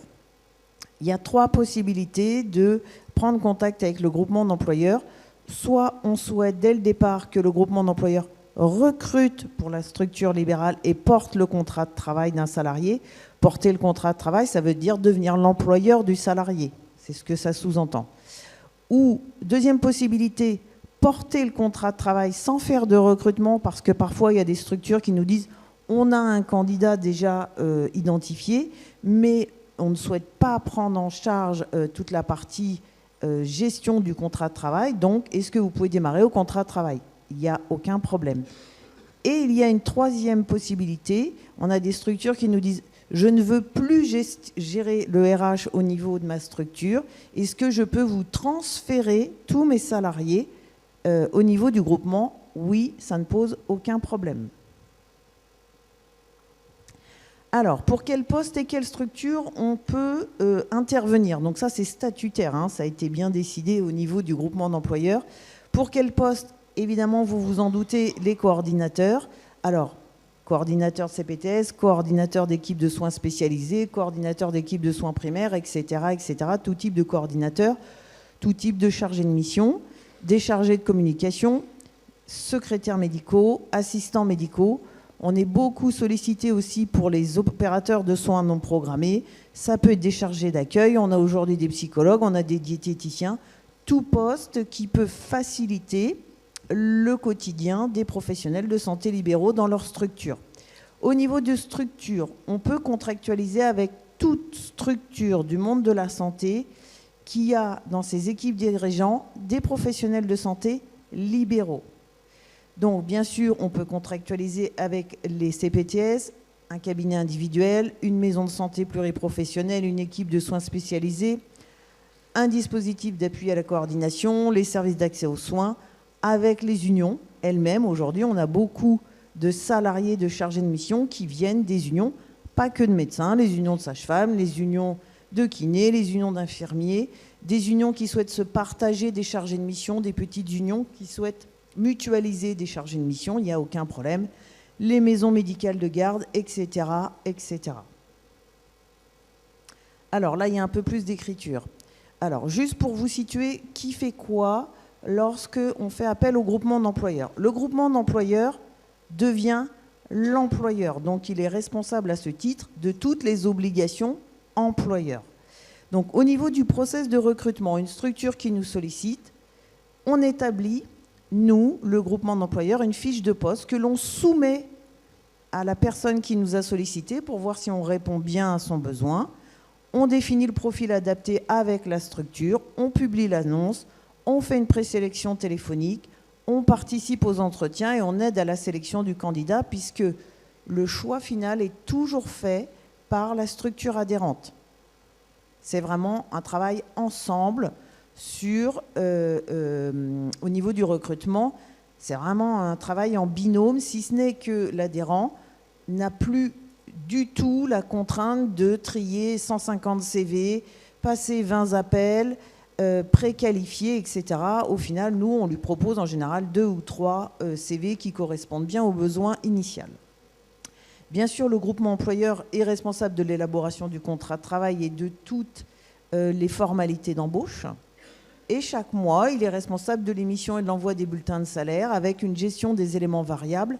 Bien sûr, le groupement a ce qu'on appelle un logiciel SIRH pour qu'on puisse échanger à 3 sur le temps de travail, sur les demandes de congés, etc.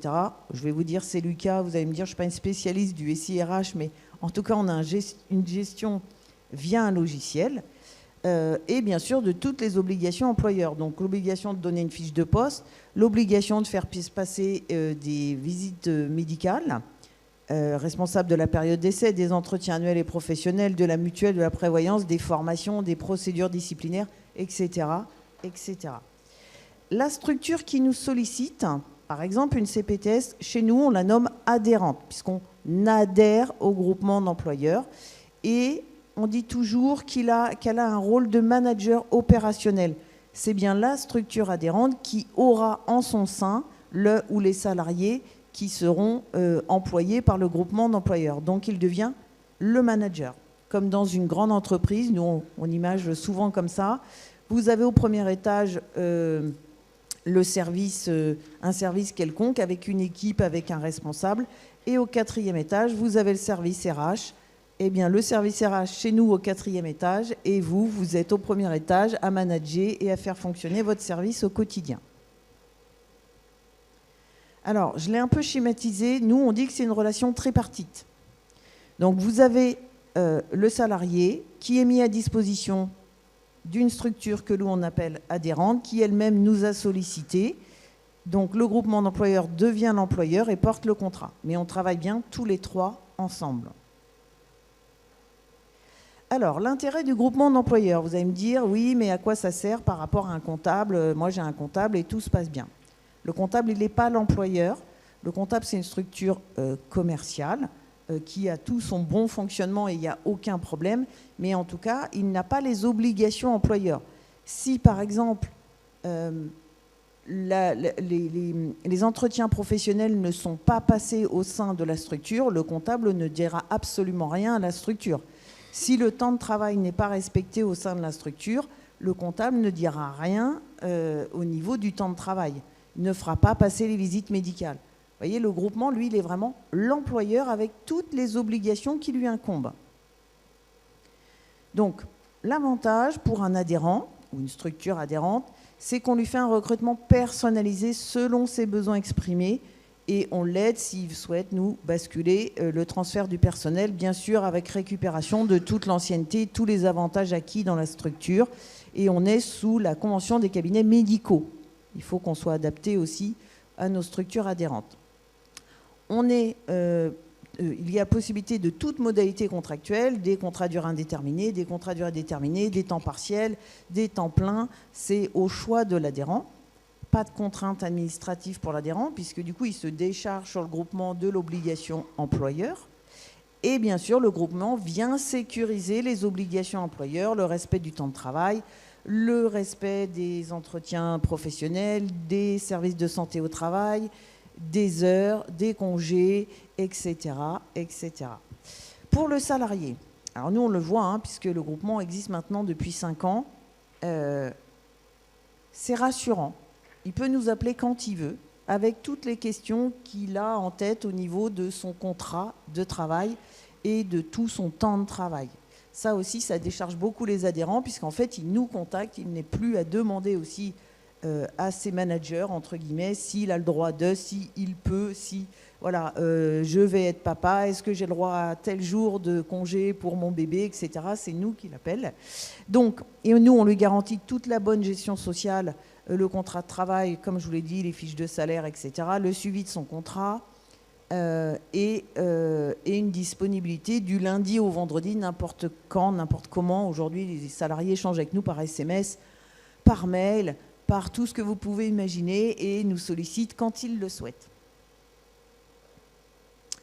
Alors, pour vous donner un petit peu un état des lieux de où est le groupement d'employeurs aujourd'hui, donc pour la région Hauts-de-France, depuis janvier 2024, nous avons 20 structures adhérentes avec tout profil de professionnels de santé libéraux, 23 salariés, dont 12 pour les CPTS. Et au niveau des 9 régions, alors évidemment avec les Pays de la Loire qui ont 5 ans d'ancienneté, donc qui ont beaucoup développé au début, le groupement d'employeurs est à plus de 350 salariés, dont 100 pour les CPTS. Donc c'est un poste qui est fort au niveau du groupement et qui est plutôt bien maîtrisé. Donc pour nous solliciter, c'est simple, on a fait un site internet qui est accessible à tous, donc qui s'appelle Groupement Employeur Santé Service. Il y a dessus une petite enveloppe pour les gens qui souhaitent juste nous poser des questions d'information ou nous solliciter. Et il est accessible autrement à tous les professionnels de santé libéraux de nos régions partenaires via le numéro RPPS. Donc il suffit de rentrer son numéro RPPS et on a accès à toute la base documentaire du groupement. Et pour les salariés des CPTS, vous demandez où vous trouvez le numéro RPPS de votre président de CPTS et vous pourrez aller voir la base documentaire. Donc voilà au niveau du groupement d'employeurs. Merci Karine. Du coup, une fois que la CPTS a trouvé son coordonnateur, alors soit en passant par des solutions comme le groupement employeur ou autre, ou en étant en emploi direct et directement employé par la CPTS, une fois qu'on a son coordonnateur, qui a quand même un rôle clé, comment le faire grandir, comment le garder. C'est vrai qu'il y a un gros turnover des coordonnateurs dans les CPTS. Et du coup, on a invité Arnaud Potier, qui est coordonnateur, même directeur, je dirais, de la CPTS Lys-Armentières. Merci. Donc, bonjour à tous. Je suis ravi d'être là déjà. Je suis coordonnateur de la CPTS Lys-Armentières. Je suis coordonnateur de la CPTS Lys-Armentières. Alors, coordonnateur ou coordinateur, la question se pose de temps en temps.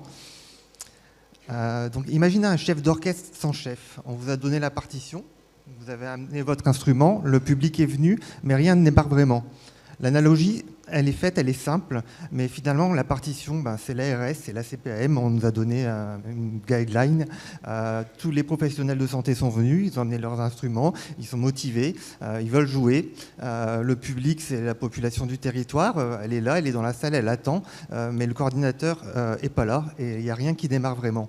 Donc c'est exactement ce qui se passe avec un coordinateur avec une CPTS sans coordinateur, et je vais vous expliquer pourquoi ce chef d'orchestre est indispensable et comment le faire grandir et comment le garder. Alors, est-ce qu'on peut faire sans? Rien ne l'interdit. Des CPTS ont décidé de faire sans coordinateur. Je trouve que c'est dommage de s'en passer parce qu'une CPTS sans coordinateur, ça peut vite devenir une coquille vide, alors qu'avec un coordinateur, on a plus un catalyseur, un moteur dans l'association, et le coordinateur est là vraiment pour booster un peu l'assaut. Quand personne ne coordonne la CPTS, ben, ça se disperse, les messages se croisent. Moi, je remarque une simple absence pendant des vacances. Tout de suite, au bout de 2 semaines, ben déjà, ça commence à être un peu compliqué. Donc, et aussi, sans coordinateur, des actions sont abandonnées faute de suivi. Souvent, les professionnels de santé se lancent dans des projets, mais s'il n'y a pas quelqu'un derrière pour mettre un peu d'essence dans le moteur pour que ça continue, ça peut vite s'arrêter. Le coordinateur, ça dégage aussi du temps, c'est-à-dire ça dégage du temps aux professionnels de santé, ça leur évite de l'administratif, et tout administratif, c'est 1 heure de soins en plus pour les professionnels de santé, c'est pas négligeable. Ça libère aussi votre attention pour l'essentiel, c'est-à-dire vous coordonner sur les missions des CPTS et pas perdre votre temps sur tout ce qui entoure les missions, c'est-à-dire l'administratif, la gestion de l'association. Alors un coordinateur, c'est quoi? C'est surtout de la polyvalence, c'est un véritable couteau suisse, de la gestion de projet, de l'administratif, des ressources humaines. Maintenant que les CPTS commencent à grandir, on commence un peu à avoir de la gestion des ressources humaines, de la comptabilité, ça c'est une part importante aussi du métier de coordinateur. On l'a peut-être sous-estimé au démarrage des CPTS. Effectivement, on a des enveloppes financières à gérer et c'est quand même assez complexe pour des personnes qui viennent de milieux différents. Le numérique, on ne peut pas faire sans aujourd'hui. Aujourd'hui, toutes les CPTS essayent de trouver le bon outil. On est encore en train de chercher, on est encore en train de tester plein d'outils. C'est de l'animation de réseau, c'est de la communication et c'est aussi un peu de juridique.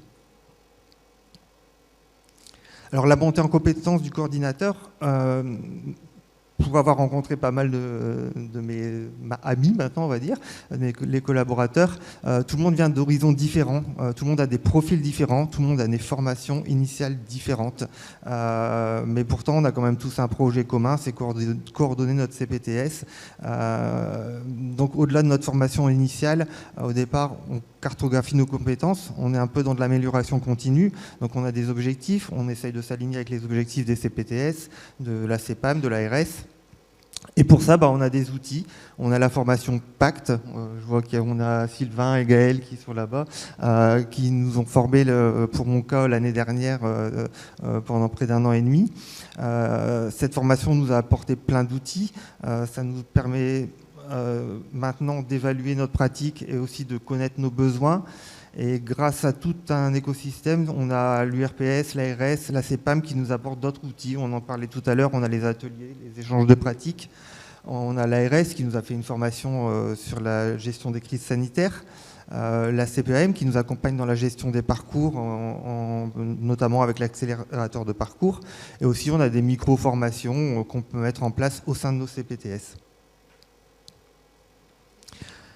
Alors ça, c'est très important. J'aime bien qu'on prenne soin de moi. Prendre soin de son coordinateur, c'est l'équiper, c'est lui donner tous les outils nécessaires, des logiciels de gestion, des outils de communication, du matériel, lui donner aussi de l'autonomie, lui accorder sa confiance et lui donner une délégation claire dans le budget, dans sa gestion du temps et dans la prise de certaines décisions. Enfin, ça fait débat, mais pour moi, les locaux dédiés et identifiés pour la CPTS, c'est quelque chose de très important. Une vitrine, c'est quelque chose qui est important autant pour la population que pour les professionnels de santé. Et ça permet aussi d'avoir un lieu de rencontre et de pouvoir faire des réunions, faire avancer les projets dans un endroit qu'on essaie de créer de manière conviviale. Et l'idée, c'est aussi de rassurer les partenaires, justement. Cette vitrine permet aussi de les accueillir et de montrer tout ce qu'on peut faire. Ce qui est important également, c'est garder le lien avec le pilotage. Donc le pilotage, c'est votre conseil d'administration, c'est le bureau. Nous, au sein de la CPTS Lisse-Armentières, toutes les semaines, on a un comité de direction, tous les mardis matins. Ça dure 3 heures. On fait le point sur les projets en cours, sur les listes d'attente de patients en attente de médecins traitants, sur toute l'activité administrative de la CPTS. Et tous les mois, un bureau. Donc ce lien est vraiment important parce que sinon il y a un risque d'isolement aussi pour le coordinateur. C'est quand même un métier où on est seul. De moins en moins, on a la chance maintenant de pouvoir accueillir des alternants, de faire peut-être un peu grossir nos équipes. Mais voilà, il faut quand même vraiment garder le lien avec son conseil d'administration et aussi tous les responsables de projet. Alors sur quoi l'écosystème peut s'appuyer? La formation PAC dont on parlait tout à l'heure, les URPS, l'ARS, la CEPAM, les autres CPTS, des ateliers, du mentoring, des retours d'expérience et aussi toutes les questions pratiques qu'on peut se poser. Les groupes WhatsApp se démocratisent entre les CPTS, tous les jours on a des messages et ça fonctionne plutôt bien. Comme on en a parlé tout à l'heure également, on a le groupe employeur de santé service qui peut nous mettre à disposition et faire des suivis RH. On peut aussi recourir à des prestataires de services. Moi actuellement, au sein de ma CPTS, on a une chargée de mission qui a été recrutée avec un quota d'heures pour une mission bien précise. Ça nous permet justement de mieux calibrer nos besoins.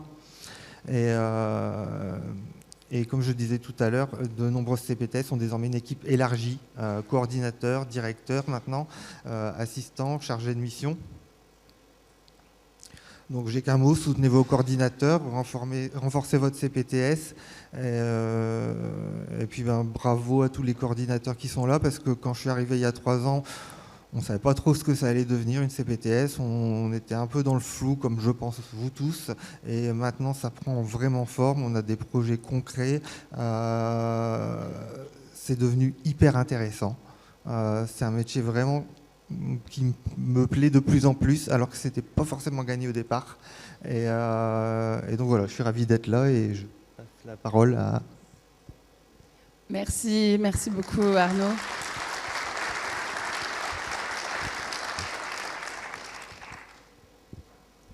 Alors, vous l'avez évoqué, il y a vraiment la question de la formation et notamment la formation initiale. Et du coup, on a invité donc, Mélanie Cellier, qui est intervenante à l'ILIS dans la formation Master Coordination des trajectoires de santé. Il y a plusieurs coordinateurs de CPTS qui viennent de l'ILIS, mais pas que, parce qu'il y a aujourd'hui pas mal de formations en ingénierie de la santé. Mais voilà, on voulait voir un petit peu en quoi ces formations répondaient aux compétences clés des coordonnateurs. Merci Mélanie. Merci pour l'invitation. Je veux bien la zapette parce que j'avais choisi d'introduire mon propos, mais par des éléments qui viennent d'être présentés ou qui vont être repris, donc je vais passer vite. J'avais choisi une des définitions de la coordination, mais vous avez les références en dessous si vous avez besoin d'y revenir ou d'avoir plus de détails. J'avais jeté un œil au rapport Tour de France des CPTS qui était évoqué ce matin par le directeur de l'ARS, je crois. Alors, il n'y a pas de partie explicite sur les compétences du coordonnateur, mais en lisant quelques éléments du rapport, moi, j'avais essayé d'en extraire les compétences et donc, d'une certaine manière, les missions, mais qui viennent très largement d'être détaillées, et bien mieux que sur cette diapo. Donc, voilà, vous avez les références en dessous, les diaporamas vous seront communiqués, et vous pourrez regarder ces documents-là plus en avant si ça vous intéresse. Je m'étais aussi inspirée de la fiche outils qui est mise à votre disposition sur le site de l'URPS de Hauts-de-France. C'est une fiche ARS qui reprend les missions du coordonnateur et tout un tas de conseils et d'aides pour les coordos. Et dans ces rapports, dans ces documents, et notamment dans le rapport Tour de France, je fais le parallèle avec ce qui vient de vous être dit, un des facteurs, parmi les facteurs qui sont favorables au développement et à l'ancrage et à la pérennisation de la CPTS, le coordonnateur, il en fait partie, et le binôme entre le coordonnateur et l'équipe. Donc je renforce les propos qui viennent d'être tenus. Et donc je suis invitée aujourd'hui pour vous parler d'un master qui s'appelle Ingénierie de la santé, qui est rattaché à l'ILIS.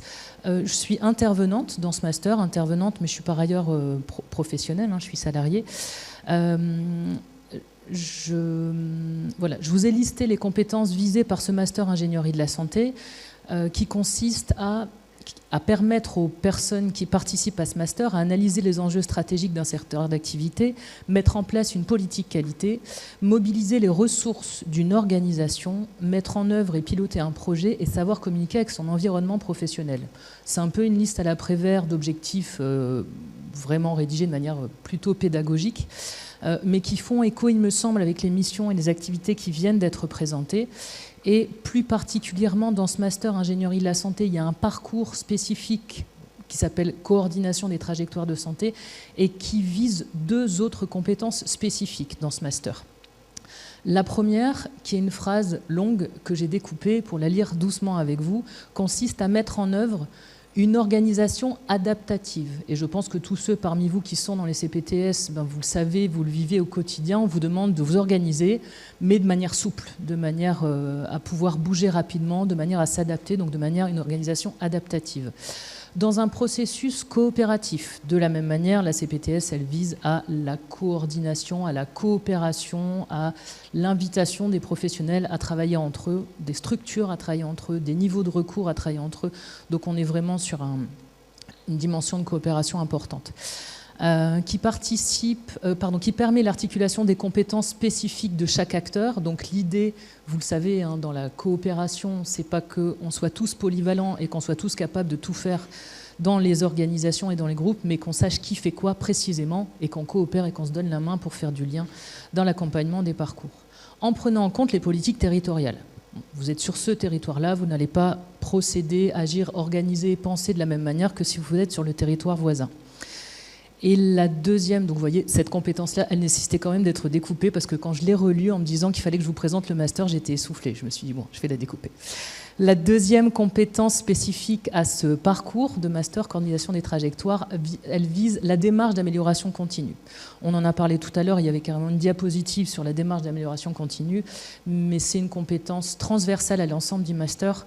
On essaye d'y mettre de l'évaluation un peu partout, de l'évaluation et d'insister auprès des étudiants sur la nécessité de l'évaluation.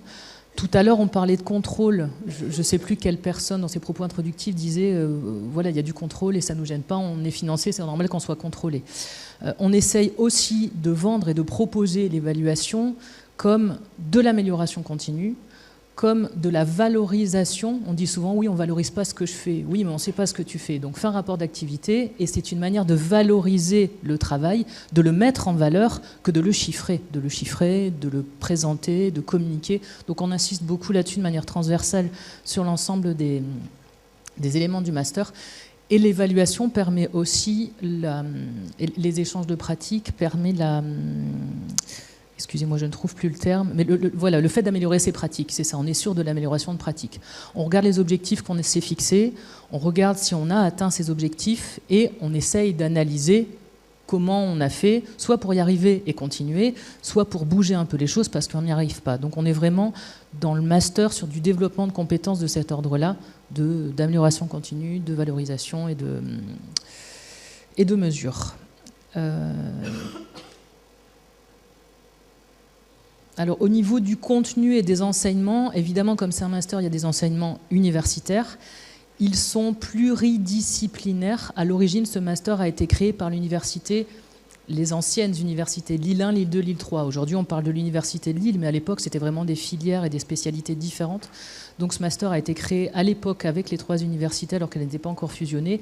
Et on trouve de la sociologie, de la psychologie de la santé, de l'éthique, des sciences humaines, de la santé publique, évidemment la démarche qualité, je viens d'en parler, de l'ingénierie, ingénierie de projet, ingénierie de formation. Et on trouve également dans ce master beaucoup de professionnels, de personnes qui viennent nous parler de leur travail, de leurs difficultés, de leur activité, des choses qu'il faudrait inventer, modifier, améliorer. Et dans la dimension professionnelle et dans les savoir-faire professionnels, on essaye d'insister sur la dimension globale de la santé, biopsychosociale, donc plus de temps d'ailleurs vers des notions de qualité de vie que vers des notions de santé biomédicale. On insiste évidemment sur le fait que les connaissances, elles doivent être validées et qu'on utilise des tas de l'art pour travailler. que le travail se fait en pluriprofessionnalité, avec les coordinations, je disais tout à l'heure, sur les différents niveaux de recours, et avec une place centrale pour les patients. J'ai mis patient partenaire, je sais qu'il y a d'autres terminologies pour désigner le patient, mais en tout cas que la place du patient, quand on construit un dispositif, quand on propose un parcours de soins, quand on prend en charge un patient, elle est centrale dans l'implication qu'on peut lui proposer ou qu'il peut attendre de recevoir de la part des équipes professionnelles. Juliette m'a dit, je ne vais pas oser t'interrompre, mais en fait, je voudrais savoir au niveau du timing où on en est. Il faut que je me dépêche. Oui. Oui. Alors, pour le redire rapidement, ce qu'on essaie de proposer comme démarche, c'est, quel que soit le sujet, la thématique qui est proposée à nos étudiants, c'est qu'on leur demande d'identifier l'ensemble des acteurs. L'ensemble des acteurs, c'est-à-dire de l'institutionnel, qui finance, qui donne les orientations, qui décide, aux acteurs concrets sur le terrain, aux personnes qui font, aux équipes, à vous, jusqu'aux bénéficiaires. Donc on est sur l'ensemble des acteurs et on invite les personnes à regarder un sujet, un projet, une activité, une thématique, une prévention sur l'ensemble des acteurs. À en définir le cadre. Donc là, on est un peu dans du diagnostic de territoire, dans de l'analyse de situation. On travaille dans un cadre à la fois juridique, politique, scientifique, territorial. On essaye de leur donner le réflexe, quel que soit le sujet, de faire ARS, HAS et d'aller voir potentiellement sur le territoire ce qui se fait. Et on leur donne aussi des notions pour mesurer les enjeux ou pour intégrer tous ces projets, toutes ces démarches dans les enjeux, notamment épidémiologiques, économiques, sociétaux. On est vraiment sur une dimension universitaire. Je passerai les diapositives suivantes que je ne lirai pas, mais vous pourrez vous y référer. En fait, c'est le contenu du master et les axes. Donc on a un axe didactique, c'est-à-dire pédagogique, d'ingénierie de formation, un axe de clinique élargie, un sur le pilotage d'équipe et un sur la coordination, sujet qui vous intéresse ici aujourd'hui. Ce master, il est à la fois ancien, parce qu'il n'avait pas vocation à former les coordonnateurs de CPTS, puisque les CPTS n'existaient pas. Vous le disiez tout à l'heure, les CPTS, les plus anciennes, elles ont 5 ans. Le master, il est ancien, parce qu'il le précédait, mais il est aussi tout jeune. Il n'a pas 10 ans, ce master. Et ce master, à l'origine, a été construit sur le contexte qui est le même que celui sur lequel vous construisez vos CPTS aujourd'hui, un contexte d'augmentation des maladies chroniques, vieillissement de la population, nécessité de décloisonnement entre les secteurs, de travail en pluridisciplinarité. Et c'est cette ambition-là qu'avait ce master, c'est de former les futurs métiers. C'est-à-dire des métiers qui n'existaient pas. Les premiers étudiants nous regardaient un peu bizarre en disant « c'est quoi nos débouchés ?» C'est à vous de les inventer. Aujourd'hui encore, c'est le cas. Sortent de ce master des personnes dont on ne sait pas ce qu'elles vont faire comme métier, mais elles viennent proposer tout ça, de la coordination, de l'analyse, de la gestion de projet. C'est ce que vous faites aujourd'hui dans vos CPTS, vous inventez le nouveau système de santé, et les coordonnateurs, ils sont l'appui de vos équipes pour pouvoir y parvenir. En tout cas, c'est ce à quoi on essaye de les former. Peut-être la toute dernière diapositive, pour faire le lien avec ce qui a été dit avant et qui pourra peut-être être dit après, c'est qu'il y a 700 heures de stage dans le Master 1 et 700 dans le Master 2. Donc si les coordonnateurs se sentent seuls, ils peuvent accueillir des stagiaires. Et dans vos CPTS, vous pouvez à la fois en profiter et puis à la fois les former, les encadrer, parce qu'ils vont avoir besoin, pour être performants ensuite sur le terrain, de ces moments de stage où ils pourront travailler avec vous, peut-être sur des CPTS actives, organisées, dynamiques, et comprendre ce que c'est que les CPTS, parce que dans le master, on les sensibilise, mais encore une fois, il n'était pas à l'origine fait pour ce métier. Merci. Merci.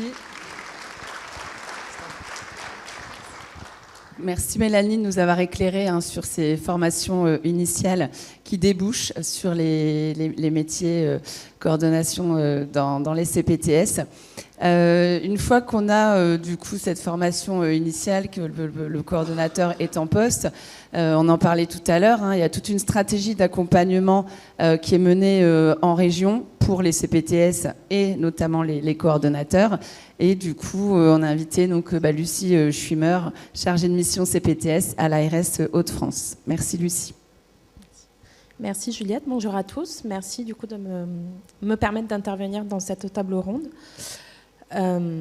Au niveau de l'ARS, finalement, et l'ensemble des personnes l'ont déjà indiqué, on accorde évidemment une place hyper importante et l'importance qu'elle se doit à la fonction de coordination étant donné le rôle pivot, le rôle catalyseur, le chef d'orchestre dont vous parliez, qui constitue au niveau des CPTS.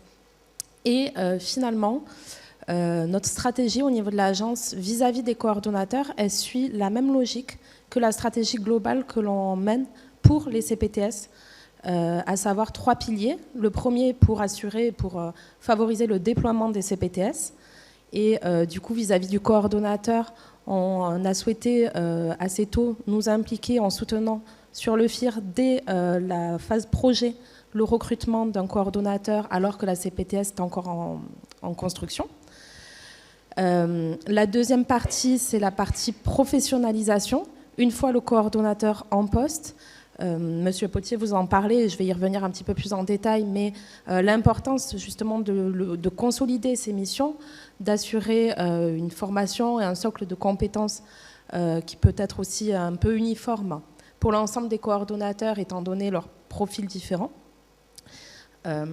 Et du coup, pour ce deuxième pilier, nous soutenons du coup au niveau de l'agence la formation PACT, qui est une formation nationale organisée par le HESP, l'École des hautes études en santé publique, et qui s'adresse aux coordonnateurs CPTS en poste dans les CPTS. Et c'est une formation qu'on a déployée. Donc certains l'ont déjà suivie puisqu'il y a déjà 34 personnes qui ont été soit diplômées, soit en cours de formation. Mais c'est du coup une formation qui est à destination des professionnels des CPTS, coordonnateurs, et qui leur permet justement, grâce à l'intelligence collective, grâce à tout un ensemble d'ateliers et de connaissances issues de la maquette EHESP, d'acquérir finalement un socle de compétences et de connaissances nécessaires à l'exercice de leurs fonctions. C'est une formation qu'on dit action, dans la mesure où, même si c'est une formation de l'EHESP, elle est déclinée au niveau régional, grâce à des formateurs relais de la région, et je les remercie également de leur présence, des formateurs relais qui sont eux-mêmes soit professionnels dans une CPTS, leaders de CPTS et coordonnateurs de CPTS, et qui du coup vont mettre en place tout un ensemble d'ateliers sur les différentes dimensions de la coordination. Cette formation, elle va mélanger des modules pédagogiques qui sont requis par le HESP, bien sûr, que vous avez sur la droite, donc la maquette pédagogique, que ce soit l'écosystème de santé, la prise de fonction, la manière de se positionner aussi vis-à-vis des professionnels de la CPTS, comment on peut mener le projet de santé, améliorer la dynamique collective, la gestion de groupe, etc. Et comme je vous disais, ce n'est pas une formation descendante, ce ne sont pas des cours magistraux, mais ça se veut vraiment collaboratif et adapté en fonction des besoins des apprenants. Donc la deuxième session, elle se poursuit, elle arrive tranquillement à sa fin, et on aura du coup une troisième promotion dont la réunion de présentation aura lieu en septembre prochain, et pour lesquelles vous serez bien sûr informés plus précisément. Le dernier pilier, et non des moindres, parce que finalement c'est celui qui va prendre le plus d'importance désormais, le déploiement, comme le disait M. Gilardi tout à l'heure, il arrive presque à son but, puisque notre objectif étant une couverture totale, il reste 11% du territoire à mailler. Ce qui va prendre le plus de place, quelque part dans notre stratégie, c'est comment on peut accompagner les CPTS à fonctionner. Et pour cela, toujours en ciblant spécifiquement les coordonnateurs, on va déployer, soit directement, soit indirectement, via les actions des URPS, notamment que Juliette a présenté tout à l'heure, la newsletter, les ateliers, les diffusions, les retours d'expérience, les partages de pratiques. On va déployer tout un ensemble d'actions pour accompagner les coordonnateurs, pour les outiller, pour aussi faciliter le lien avec eux et du coup mettre en place vraiment à grande échelle une animation territoriale. Le but pour l'ARS, c'est aussi de considérer le coordonnateur comme notre interlocuteur privilégié, forcément, et du coup de renforcer le lien entre les coordonnateurs, parce qu'il y en a besoin. Il y a effectivement besoin de ces partages de pratiques, ces rétextes, cette intelligence collective. et le lien, bien entendu, avec vous, entre l'ARS et les coordonnateurs, spécifiquement pour articuler vos projets avec les chantiers prioritaires du PRS, du projet régional de santé, les actions phares qui sont mises en place au niveau régional et pour lesquelles on a besoin des CPTS pour les décliner à l'échelle territoriale, parce que c'est vraiment l'acteur idéal pour cette déclinaison-là. Et puis également mettre en place des ateliers ou un appui pour la méthodologie, pour des outillages d'actions, enfin modéliser des actions à un large niveau et vous permettre aussi du coup de travailler sur de la collaboration et comme on dit, de ne pas réinventer chacun dans son coin des choses qui fonctionnent par ailleurs. Ce sont donc des actions qui sont collectives et ce sont également un accompagnement en proximité, ce à quoi on tient, ce qu'ont rappelé le docteur Legrand et M. Gilardi tout à l'heure, c'est d'avoir un ensemble nos équipes ARS et celles de l'assurance maladie à proximité pour accompagner précisément et de manière finalement individuelle chaque CPTS. Et pour ça, le coordonnateur, il est indispensable puisque c'est vraiment notre interlocuteur. Et pouvoir dialoguer, échanger sur vos projets, permettre aussi le lien entre les différents acteurs et surtout répondre aussi à vos besoins, faire le lien en interne par rapport à vos besoins avec les services en fait, et l'ensemble des directions de l'agence. Merci Lucie.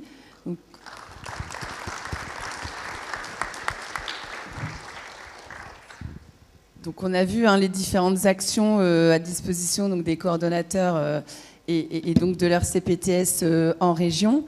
Oui, vous pouvez passer. Il nous reste donc une dernière intervention et non des moindres, puisque là on a vraiment invité une CPTS qui est déjà bien déployée.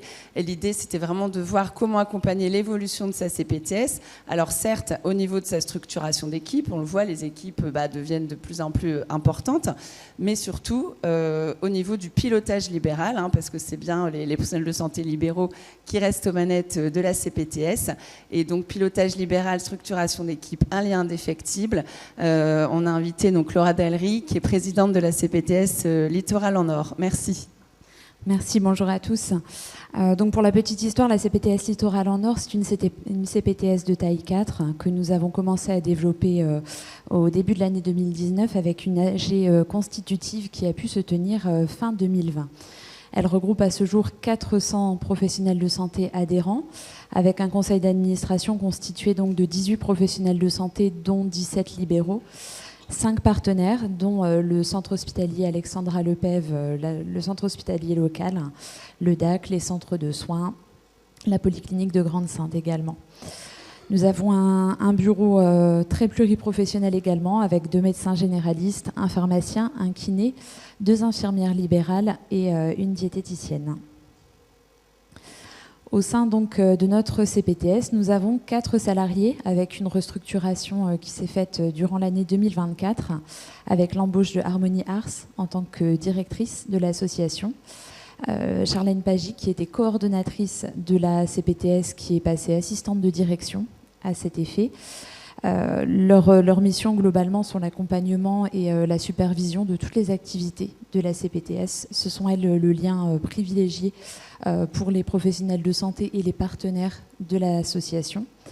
Madame Roguet, donc, qui est secrétaire médicale, qui est plutôt dans les activités liées à la mission 1, et Madame Brandt, qui est infirmière de parcours et qui accompagne donc tous les référents de nos missions parcours qui sont développés. À ce jour, nous développons 4 parcours de soins au sein de la CPTS. Et les référents libéraux. Mon rôle aujourd'hui est de faire un retour auprès de vous tous sur l'importance à la fois de l'association et du travail entre les salariés et les professionnels de santé libéraux. J'ai beaucoup de retours de la part de mes collègues salariés sur le fait que nombreux sont les coordonnateurs de CPTS qui à ce jour se sentent un peu seuls, un peu isolés, à tenir la barque, à essayer de faire avancer l'association et manquant malheureusement de personnes pour venir faire relais et les accompagner dans ce travail. Nous avons la chance d'évoluer sur le Dunkerquois, sur un territoire qui comprend énormément de professionnels de santé libéraux très motivés. Chacun des référents que vous voyez là sont venus à nous et ont proposé des sujets. C'est-à-dire que ce ne sont pas des sujets ou des parcours que nous avons imposés. Ce sont bel et bien les professionnels qui sont venus à nous, que nous avons invités à venir nous présenter les problématiques qu'ils rencontrent au quotidien ou les éléments qui les motivent, sur lesquels ils veulent travailler sur le territoire et à venir être référents de cette composante, accompagnés par l'ensemble de nos salariés. Donc vous avez ici les 27 référents qui sont de toute profession de santé, c'est-à-dire que vous avez des médecins, des pharmaciens, des infirmiers, des psychopraticiens. Vous avez vraiment parmi toutes les professions qui viennent porter la référence des sujets qu'ils ont proposés et qui sont porte-drapeaux. C'est-à-dire qu'ils ne sont pas seuls avec les salariés. Chacun a autour de lui un groupe de travail qui gravite, qui est composé à la fois d'autres professionnels de santé, mais également de partenaires sur le territoire. Donc pour moi, pourquoi c'était important d'en effet venir témoigner parce que la motivation, c'est quelque chose de complexe à développer à la fois au sein de nos propres cabinets, auprès de nos patients. C'est quelque chose que nous devons pratiquer au quotidien. Et nous avons choisi de le développer aussi auprès de nos collègues libéraux. Et nous sommes très heureux aujourd'hui d'avoir un territoire aussi dynamique qui nous suit dans toutes nos activités et surtout qui sont porteurs au sein de la communauté urbaine de Dunkerque. Merci beaucoup.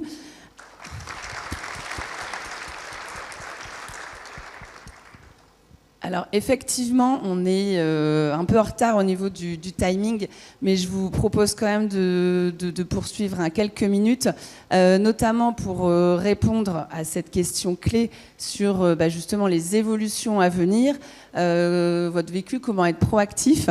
Donc je vous propose qu'en quelques mots-clés, chaque participant puisse s'exprimer. On avait vu un petit peu ensemble ces différents échanges. Du coup, Madame Dallery, je vous propose de voir un peu votre vécu sur les évolutions. Et après vos différentes réactions, on se prendra un temps d'échange avant de clôturer cette plénière. Merci. Alors pour moi, la pérennisation, en fait, elle va se décliner pour moi en deux sujets. Il y a la pérennisation de la motivation des professionnels de santé, et ça, je pense que je l'ai déjà bien évoqué auparavant, c'est-à-dire de partir de ce qui est ressenti sur le territoire et de partir des sujets qui motivent les professionnels de santé, d'être à leur écoute, d'être disponible également. Et ça, c'est quelque chose pourquoi les salariés vont tenir un rôle clé. Il y a aussi la dimension financière, bien entendu, pour la pérennisation, qui va être un petit peu plus complexe à évoquer, étant donné le fait qu'il y a un lien avec les décisions à la fois politiques et territoriales qui vont faire que nous n'avons pas forcément une visibilité très, très importante sur ces pérennisations. C'est la raison pour laquelle nous avons choisi de rester ouverts aux appels à projets, aux collaborations locales également. Nous diversifions nos financements et nous restons énormément en lien actif avec les partenaires locaux, que ce soit les collectivités, les autres associations. Nous essayons de rester ouverts à tous les niveaux pour ne surtout pas nous boucher ou nous refermer autour des ACI. Très bien. Karine, si vous voulez vous exprimer par rapport au Monsieur Potier.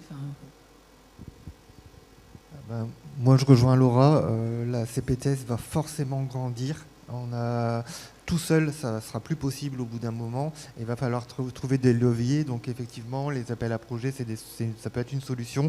Mais pour ça, derrière, il faut toujours quelqu'un qui réponde à cet appel à projet.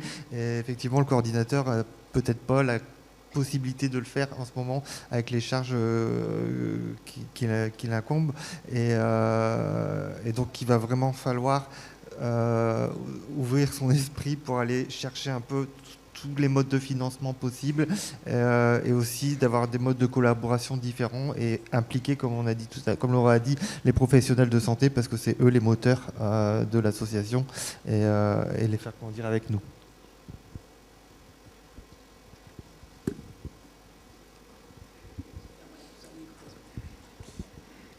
Je pense que comment être proactif, c'est déjà capitaliser sur l'ensemble des leviers qu'on vous a chacun présentés et qui doivent permettre aux coordonnateurs de prendre pleinement sa place dans les CPTS.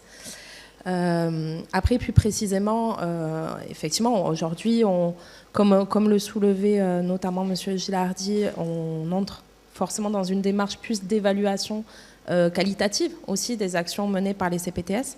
Et je pense que l'important ici, il est aussi de pouvoir continuer de vous accompagner dans cette démarche, renforcer le lien avec les CPTS et spécifiquement avec les coordonnateurs, le suivi de vos projets et de vos attentes, de vos besoins.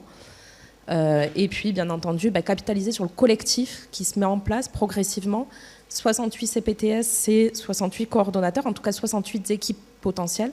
Et du coup, c'est vraiment capitaliser sur ce collectif qui se construit petit à petit. Je ne sais plus dans quel ordre. Alors, la question de la proactivité, je vous avoue que moi, je ne me l'étais pas posée vous concernant, parce que je vous trouve très, très proactif, déjà, de monter des CPTS. Je me l'étais posée par rapport à cette formation initiale. Alors, si on doit se coller de manière opérationnelle au métier de coordonnateur de CPTS, ce qui manque sans doute dans cette formation, c'est la compta. Les étudiants me le disent d'ailleurs, on a des problèmes sur la gestion budgétaire, etc., qu'ils apprennent du coup sur le tas quand leur débouché s'avère être dans une CPTS. S'il fallait qu'on soit proactif et qu'on soit novateur et qu'on modifie le contenu du master, c'est presque à vous qu'il faudrait poser la question. Comment est-ce qu'on peut préparer des sortants d'université à être prêts à vous accompagner et à être un appui pour vous dans vos structures? J'entends un peu la notion de direction de CPTS. Alors, encore une fois, il y a d'autres débouchés pour ce master que celui de coordonnateur de CPTS. Et peut-être qu'une personne formée à ce master expérimentée peut avoir la fonction de directeur. Ce que j'ai en tête et qui colle pas forcément exactement à cette fonction, mais qui me semble être un sujet dans le domaine de la santé en général, c'est peut-être la place de l'intelligence artificielle. Et un jour, peut-être, vous aurez un atelier là-dessus. La santé mentale, on en parle beaucoup, et dans le master, on ne l'aborde pas en tant que parcours spécifique. Dans le master, il y a des enseignements généraux et il y a des parcours spécifiques. On a gérontologie, cancérologie et handicap aujourd'hui. Il pourrait à terme y avoir santé mentale. L'idée, c'est pas de faire un parcours sur toutes les pathologies. L'idée, c'est de leur donner les moyens aussi de pouvoir être appui et construire ces parcours-là, mais voilà, il y en a quand même certains qui sont nécessaires et importants d'aborder. Et puis j'entendais ce matin les ESS, leur parler des ESS, qu'aujourd'hui je crois que c'est pas abordé dans le master, on ne leur en parle pas. Donc si ça se développe et que c'est connu et que ça doit intégrer, voilà, toutes les nouvelles organisations méritent d'être présentées dans le master pour qu'ils sachent se repérer dans l'écosystème et puis être appui pour vous. Et du coup, alors pour finir, parce que pour le coup, je suis la dernière. Nous, ce qu'on constate, en tout cas au niveau du groupement, mais au niveau des régions aussi, j'ai été 8 ans coordinatrice de projet au niveau de l'URML Pays de la Loire, donc j'ai un tout petit peu l'expérience dans le domaine. C'est que les CPTS deviennent des petites entreprises, je ne sais pas comment le dire autrement, qui grossissent de par les professionnels de santé qui s'investissent dans la CPTS, mais aussi en nombre de salariés. Et effectivement, je suis d'accord, il va devenir compliqué de tout faire pour les équipes salariées. Il va falloir aller chercher des tips, des trucs. Le groupement en est un. Je suis désolée de le dire comme ça, mais ça enlève une charge mentale. On se retrouve avec des coordos qui vont devenir des DRH. Est-ce que c'est le rôle d'un coordo? Et c'est très chronophage, hein, le RH, on le sait tous. Est-ce que c'est aussi le rôle des professionnels de santé qui s'impliquent dans les CPTS de faire du RH? Ils sont déjà eux-mêmes dirigeants de leur propre structure en dehors. Je pense qu'il va falloir aller se décharger de certaines choses pour gagner en temps sur le terrain. Parce que c'est, je pense pour moi, le rôle d'une CPTS, c'est d'apporter du soutien au terrain, en tout cas des solutions. Que de rendre beaucoup de... On entendait comptabilité aussi. Est-ce qu'il ne faut pas chercher des petits tips pour avoir un petit logiciel tranquille, simple, que d'aller faire des recherches chronophages pour les coordos ou les équipes? En tout cas, voilà, les CPTS grossissent. se professionnalisent, sont maintenant dans le décor pour toutes les régions de France. On le voit au niveau du territoire. Donc, moi, ce que je pense, c'est qu'il va falloir aller chercher des tips un peu partout. On en est un, donc n'hésitez pas à nous solliciter, mais on en est un parmi d'autres. Voilà. Merci.